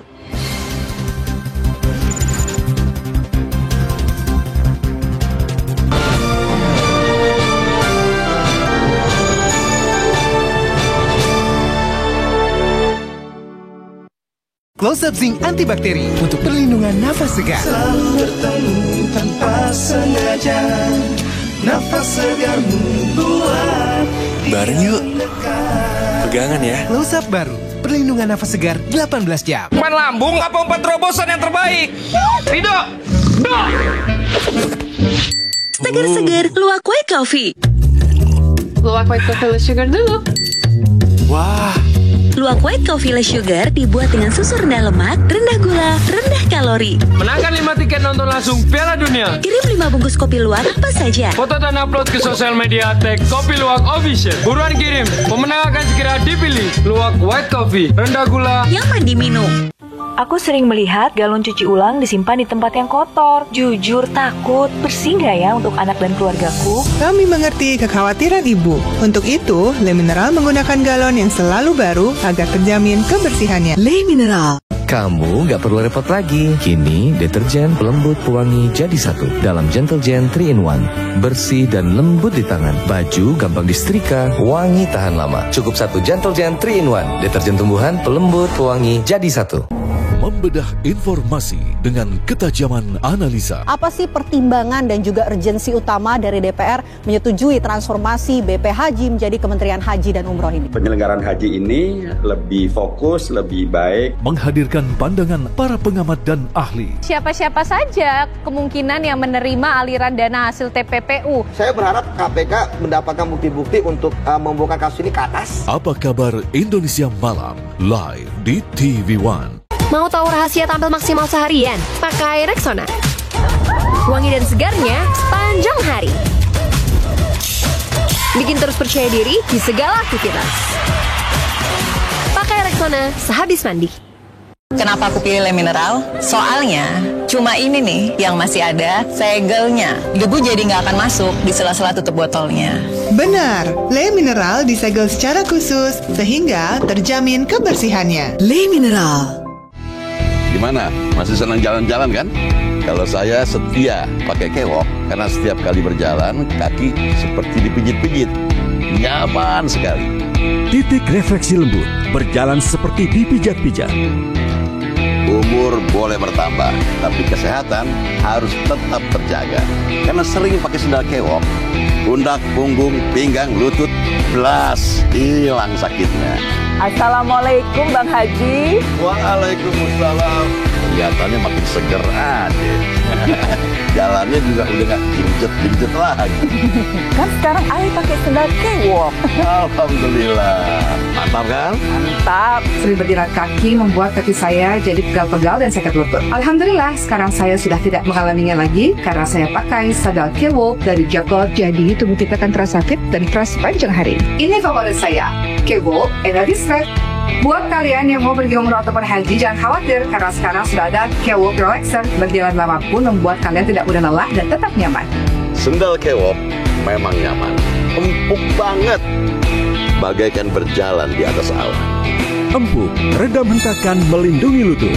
Dengan menggunakan sandal kesehatan dan kenyamanan, Kewok yang mampu meredam hentakan serta mengurangi rasa pegal membuat beraktivitas jadi nyaman dan aman. Yuk, jangan asal pilih alas kaki, segera ganti alas kakimu ke Kewok. Sehatnya dapat, nyamannya juga dapat. Pakai nih, Kewok Energy. Kewok ini dilengkapi Energy Box dengan terapi magnet lebih energi. Banyak berjalan membantu mengontrol gula darah. Kewok itu bikin nyaman, bikin kita lebih energik, dan rasanya pengen gerak terus. Cerdas. Sekarang sudah zamannya, yang trendy juga mesti bikin sehat. Yuk ganti jadi Kewok. Sehatnya dapat, nyamannya juga dapat.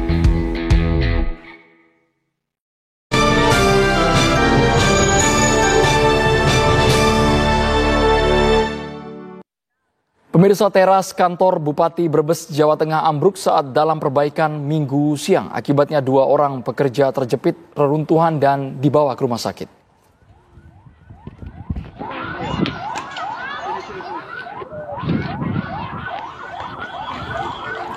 Inilah rekaman video amatir warga beberapa saat setelah teras kantor Bupati Brebes ambruk. Salah seorang pekerja mengatakan ia sempat mendengar suara retakan tembok hingga akhirnya runtuh. Sementara 2 temannya yang hendak turun, tangannya terjepit di reruntuhan. Proses evakuasi sempat mengalami kendala karena bagian tangan korban terjepit puing-puing reruntuhan. Ketiga korban kemudian langsung dievakuasi ke RSUD Brebes.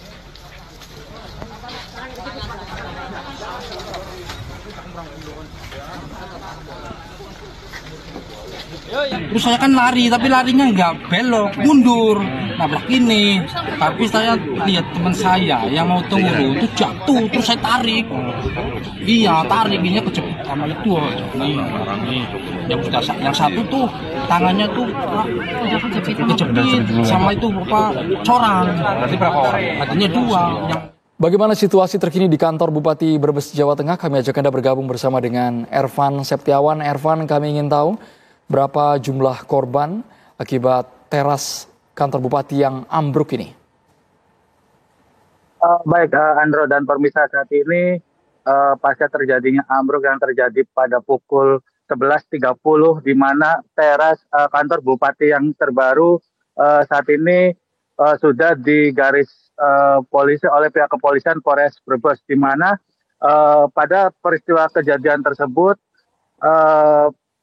terdapat ada sedikitnya 3 hingga 5 orang pekerja yang sedang melakukan perbaikan di sekitar area kejadian. Bahkan menurut informasi warga, pada kejadian yang terjadi pada pukul 11:30 tadi siang, di sekitar area kejadian ini sempat ada perlombaan yang digelar oleh pemerintah Kabupaten Brebes, di mana para warga di sekitar lokasi sedang melakukan perlombaan. Bahkan menurut informasi warga sekitar, ada sedikitnya 1 anak kecil yang merupakan warga sekitar sempat terkena reruntuhan. Namun kondisinya hanya mengenai bagian lengan. Menurut saat ini, menurut informasi warga juga, bahwa kejadian yang terjadi pada pukul 11:30 tadi, terdapat ada 3 pekerja yang mengalami luka cukup parah, yang saat ini para ketiga pekerja tersebut dilarikan oleh petugas kepolisian ke Rumah Sakit RSUD Brebes.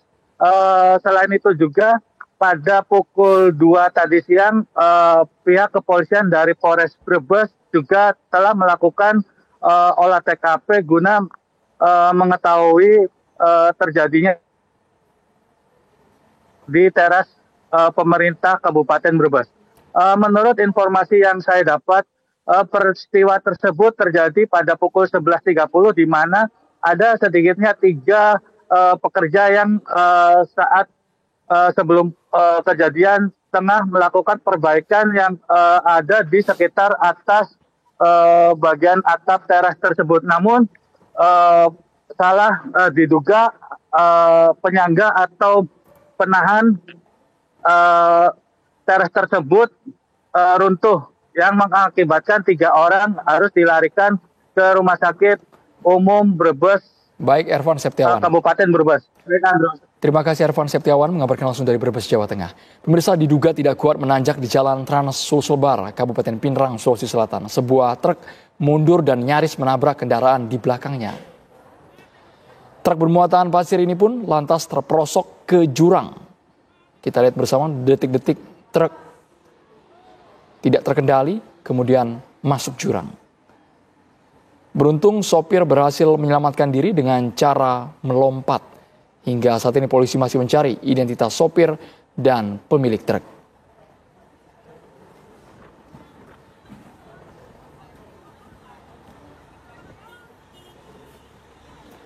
Diduga sopir mengantuk, sebuah truk terguling dan menghantam rumah serta toko milik warga hingga hancur di Jalan Lintas Timur, Sumatera di Musi Banyuasin, Sumatera Selatan. Sopir truk berhasil selamat, sementara pemilik rumah mengalami luka-luka. Korban yang mengalami luka langsung dibawa ke RSUD Bayung Lincir untuk menjalani perawatan. Kecelakaan bermula dari truk yang dikemudikan oleh sopir berinisial A melaju cepat dari arah Palembang menuju Jambi dan hilang kendali. Polisi masih menyelidiki serta olah tempat kejadian perkara untuk mengetahui pasti penyebab kecelakaan.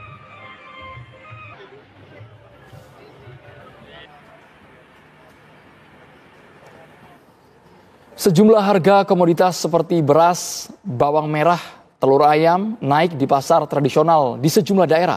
Minimnya pasokan dan tingginya permintaan diduga menjadi faktor utama.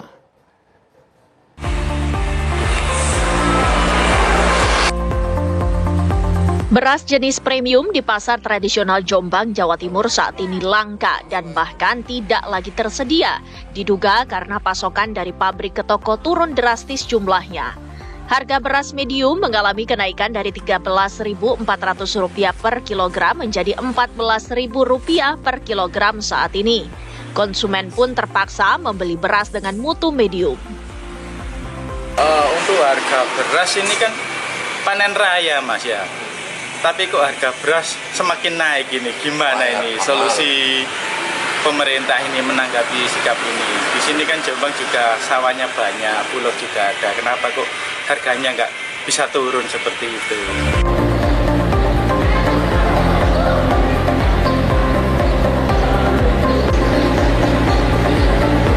Akibat pasokan semakin menipis, harga bawang merah di pasar induk bawang merah Sengon di Brebes, Jawa Tengah merangkak naik.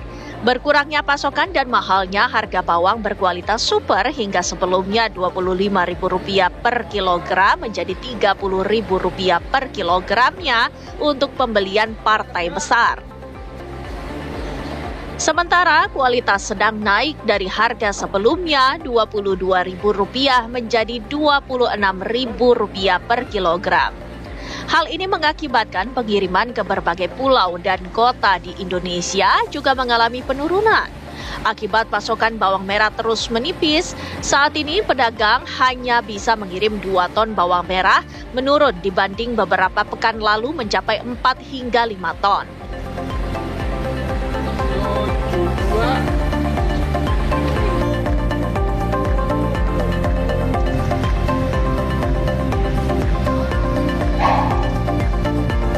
Harga telur ayam di Pasar Kosambi, Kota Bandung, Jawa Barat mengalami kenaikan dalam 2 pekan terakhir. Harga yang sebelumnya Rp26.000 per kilogram kini mencapai Rp30.000.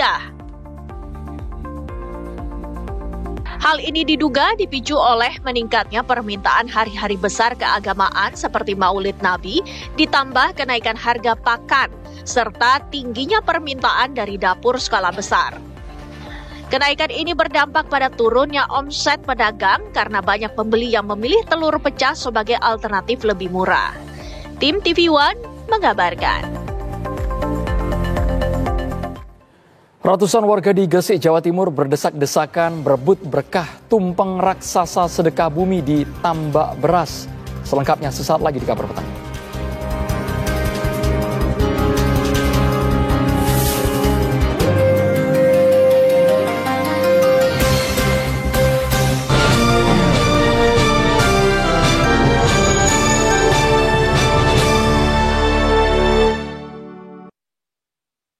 Noda gelap di ketiak, Dove solusinya. Oh, Dove Deo? Baru, Dove Deodoran Serum. Deo serum pertama di Indonesia. Dengan 3% niacinamide dan 10 kali kolagen. Bye-bye noda gelap.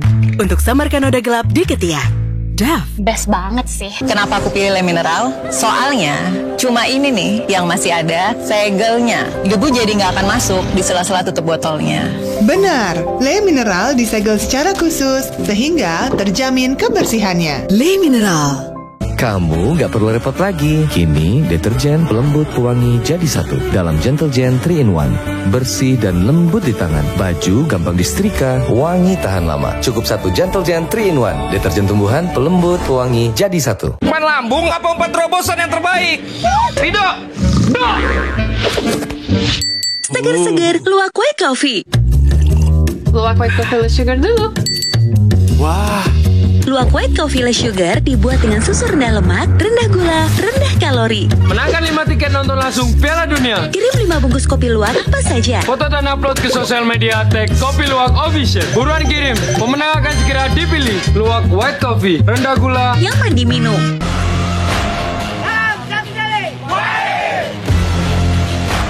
Tapi mungkin Surabaya ini karena apa ya, bukan karakter yang kayak lemah lembut, yang lemah gemulai. Ini tadi tegas tapi apa sih cikal bakalnya yang membuat masyarakat Surabaya itu dikenal berani, nekat, dan punya nyali gitu. Disitulah saya sadar betul bahwa kekuatan Surabaya itu ada di gotong royongnya. Distrik, Minggu pukul 10 malam di TV One. Kenapa aku pilih Le Mineral? Soalnya, cuma ini nih yang masih ada segelnya. Debu jadi nggak akan masuk di sela-sela tutup botolnya. Benar, Le Mineral disegel secara khusus sehingga terjamin kebersihannya. Le Mineral. Jersey ayam mana? Tadi ada di lantai. Ibu cuci deh. Hah? Tanda tangan Rizky Ridho hilang. Kita cari Om Rizky aja. Ya. Aduh. Kamu nggak apa-apa? Om Rizky minta tanda tangannya dong. Boleh dong. Makasih Om. Rinso baru dengan teknologi laser clean, angkat 5 noda sulit hilang dengan aroma mewah. Jersey-nya? Surprise! Jersey ini harus kita jaga ya. Rinso baru, angkat noda sulit hilang, wangi mewah. Jangan anggap remeh sakit pinggang biasa. Ini bisa menyebabkan syaraf terjepit. Jika tidak ditangani dengan tepat, sakit pinggang ringan bisa menyebabkan kelumpuhan. Anda sering mengalami nyeri pinggang, dan sering menjalar sampai ke kaki, kemungkinan besar adalah saraf terjepit. Anda juga bisa berkonsultasi dengan dokter spesialis saraf, atau Anda bisa menggunakan bantal terapi yang memiliki efek hangat. Akan membuat otot Anda menjadi rileks dan bisa mempercepat proses pemulihan. Sudah jutaan pasien di dunia tertolong menggunakan terapi lumbar pillow. Memiliki pengaturan struktur tekanan dengan pengatur suhu panas yang bisa disesuaikan. Jago Lumbar Pillow Terapi yang mengobati saraf terjepit hanya dengan berbaring, membuat pengobatan sakit pada pinggang yang biasanya sangat sulit menjadi mudah untuk disembuhkan. Menjadi ibu rumah tangga bukan pekerjaan yang mudah loh.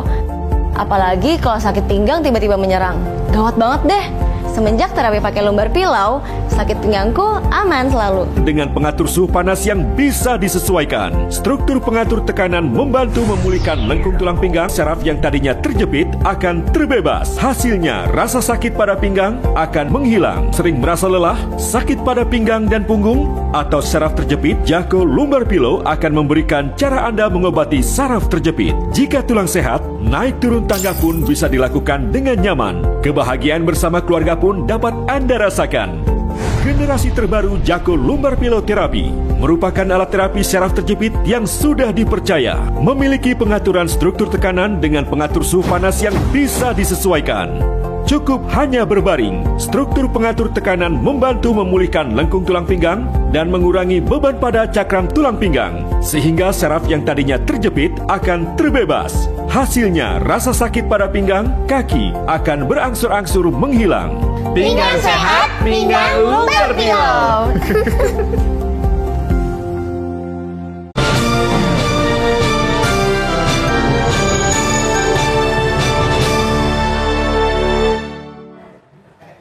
Kembali di kabar petang, pemirsa, diduga tak kuat menanjak di Jalan Trans Suselbari, Kabupaten Pindrang, Sulawesi Selatan, sebuah truk pun mundur dan nyaris menabrak kendaraan di belakangnya. Inilah truk bermuatan pasir yang terperosok ke jurang. Kita lihat sopirnya melompat untuk menyelamatkan diri, kemudian truknya masuk jurang. Beruntung sopirnya berhasil menyelamatkan diri dengan cara melompat. Hingga saat ini polisi masih mencari identitas sopir dan pemilik truk.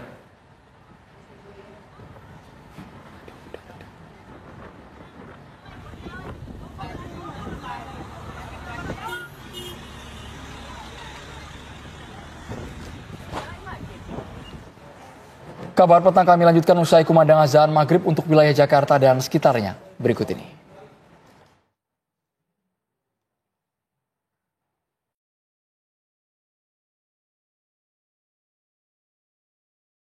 Allahu Akbar, Allahu Akbar, Allahu Akbar, Allahu Akbar. Asyhadu an la ilaha illallah.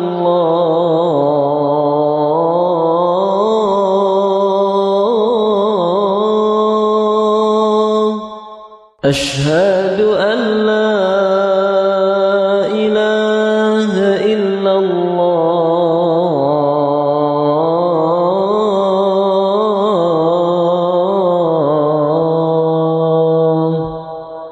Asyhadu anna Muhammadar Rasulullah.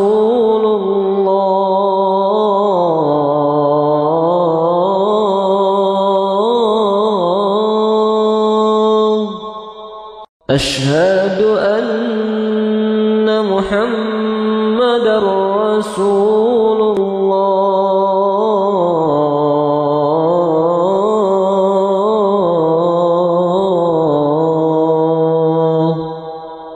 Hayya 'alas shalah.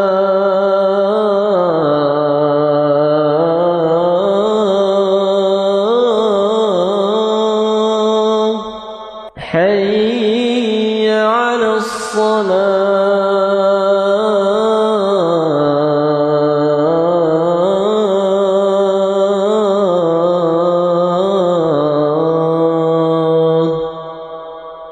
حي على الفلاح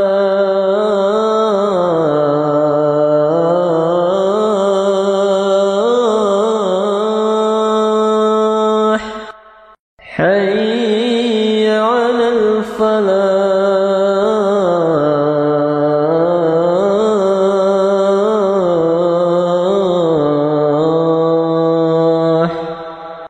الله أكبر الله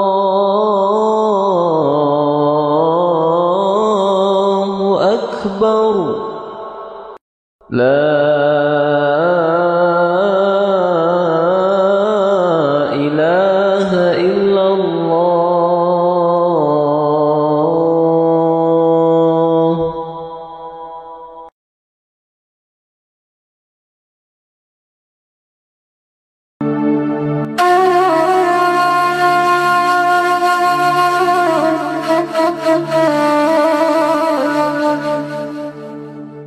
Selamat menunaikan ibadah sholat maghrib untuk wilayah Jakarta dan sekitarnya. Kita lanjutkan kabar petang pemirsa. Anggota DPRD Gorontalo Wahyudin Moridu yang viral karena ucapan rampok uang negara telah resmi dipecat dari kursi Dewan Perwakilan Rakyat Daerah dan kader partai. Ucapan dan tindakan Wahyudin dinilai menciderai hati rakyat dan melanggar kode etik berat. Dewan Pimpinan Pusat PD Perjuangan resmi memecat anggota DPRD Provinsi Gorontalo Wahyudin Moridu. Keputusan ini diambil setelah video Wahyudin viral lantaran menyebut dirinya akan merampok uang negara. Meski sudah meminta maaf, tapi ucapan dan perilaku Wahyudin sudah menyakiti hati rakyat. DPD PDI Perjuangan menyatakan pemecatan Wahyudin Moridu dari partai dan juga pemberhentian sebagai anggota DPRD Provinsi Gorontalo. Surat keputusan atau SK pemberhentian Wahyudin telah diterbitkan pada Sabtu 20 September kemarin. Di Badan Kehormatan mempertanyakan siapa perempuan ini. Penyampaian Wahyudin Moridu bahwa perempuan ini adalah pasangan hubungan gelapnya. Saya tanya, apa penyebab sampai video ini diedarkan? Jawaban beliau yang bersangkutan bahwa yang bersangkutan perempuan ini meminta sesuatu tapi belum dipenuhi oleh Wahyudin Moridu. Jelas dalam aturan kode etik kita ini sudah pelanggaran berat dan sanksi yang akan diberikan pasti sanksi yang berat. Sanksi yang berat itu harus diberhentikan sebagai anggota DPRD. Ketua Badan Kehormatan DPRD Provinsi Gorontalo sempat mempertanyakan perempuan yang bersama Wahyudin dalam mobil. Terlepas alasan Wahyudin, BK DPRD menilai Wahyudin sudah melakukan pelanggaran etika berat. Atas pemecatan Wahyudin Moridu sebagai anggota DPRD Provinsi Gorontalo, DPD PDI Perjuangan telah menyiapkan calon pengganti antar waktu atau PAW yang akan mengisi kursi Wahyudin di DPRD. Dari Gorontalo, Kadek Sugiarta, TV One mengabarkan. Ratusan warga di Gresik, Jawa Timur rela berdesak-desakan berebut berkah tumpeng raksasa sedekah bumi di tambak beras. Sebanyak 2.500 ekor bandeng dan aneka hasil bumi itu diarak keliling desa. Seperti inilah kemeriahan acara sedekah bumi petani tambak warga desa Tambak Beras, Kecamatan Cermeh, Kabupaten Gresik, Jawa Timur.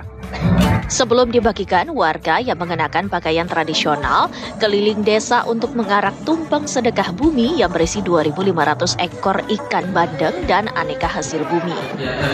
Tumpeng bandeng raksasa berketinggian lebih dari 2 meter dibawa keliling dengan menggunakan mobil pick-up.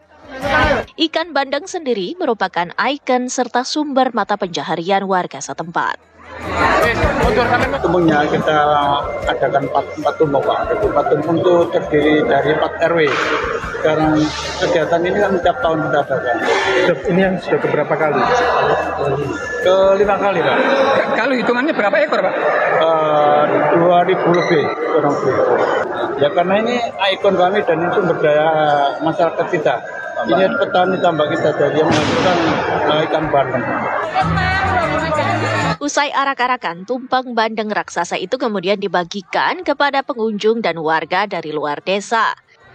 Bahkan antusiasme warga yang begitu tinggi berebut mendapatkan ikan bandeng yang sudah digoreng itu sempat membuat panitia kewalahan. Dari Gresik, Jawa Timur, Muhammad Habib, TV One mengabarkan.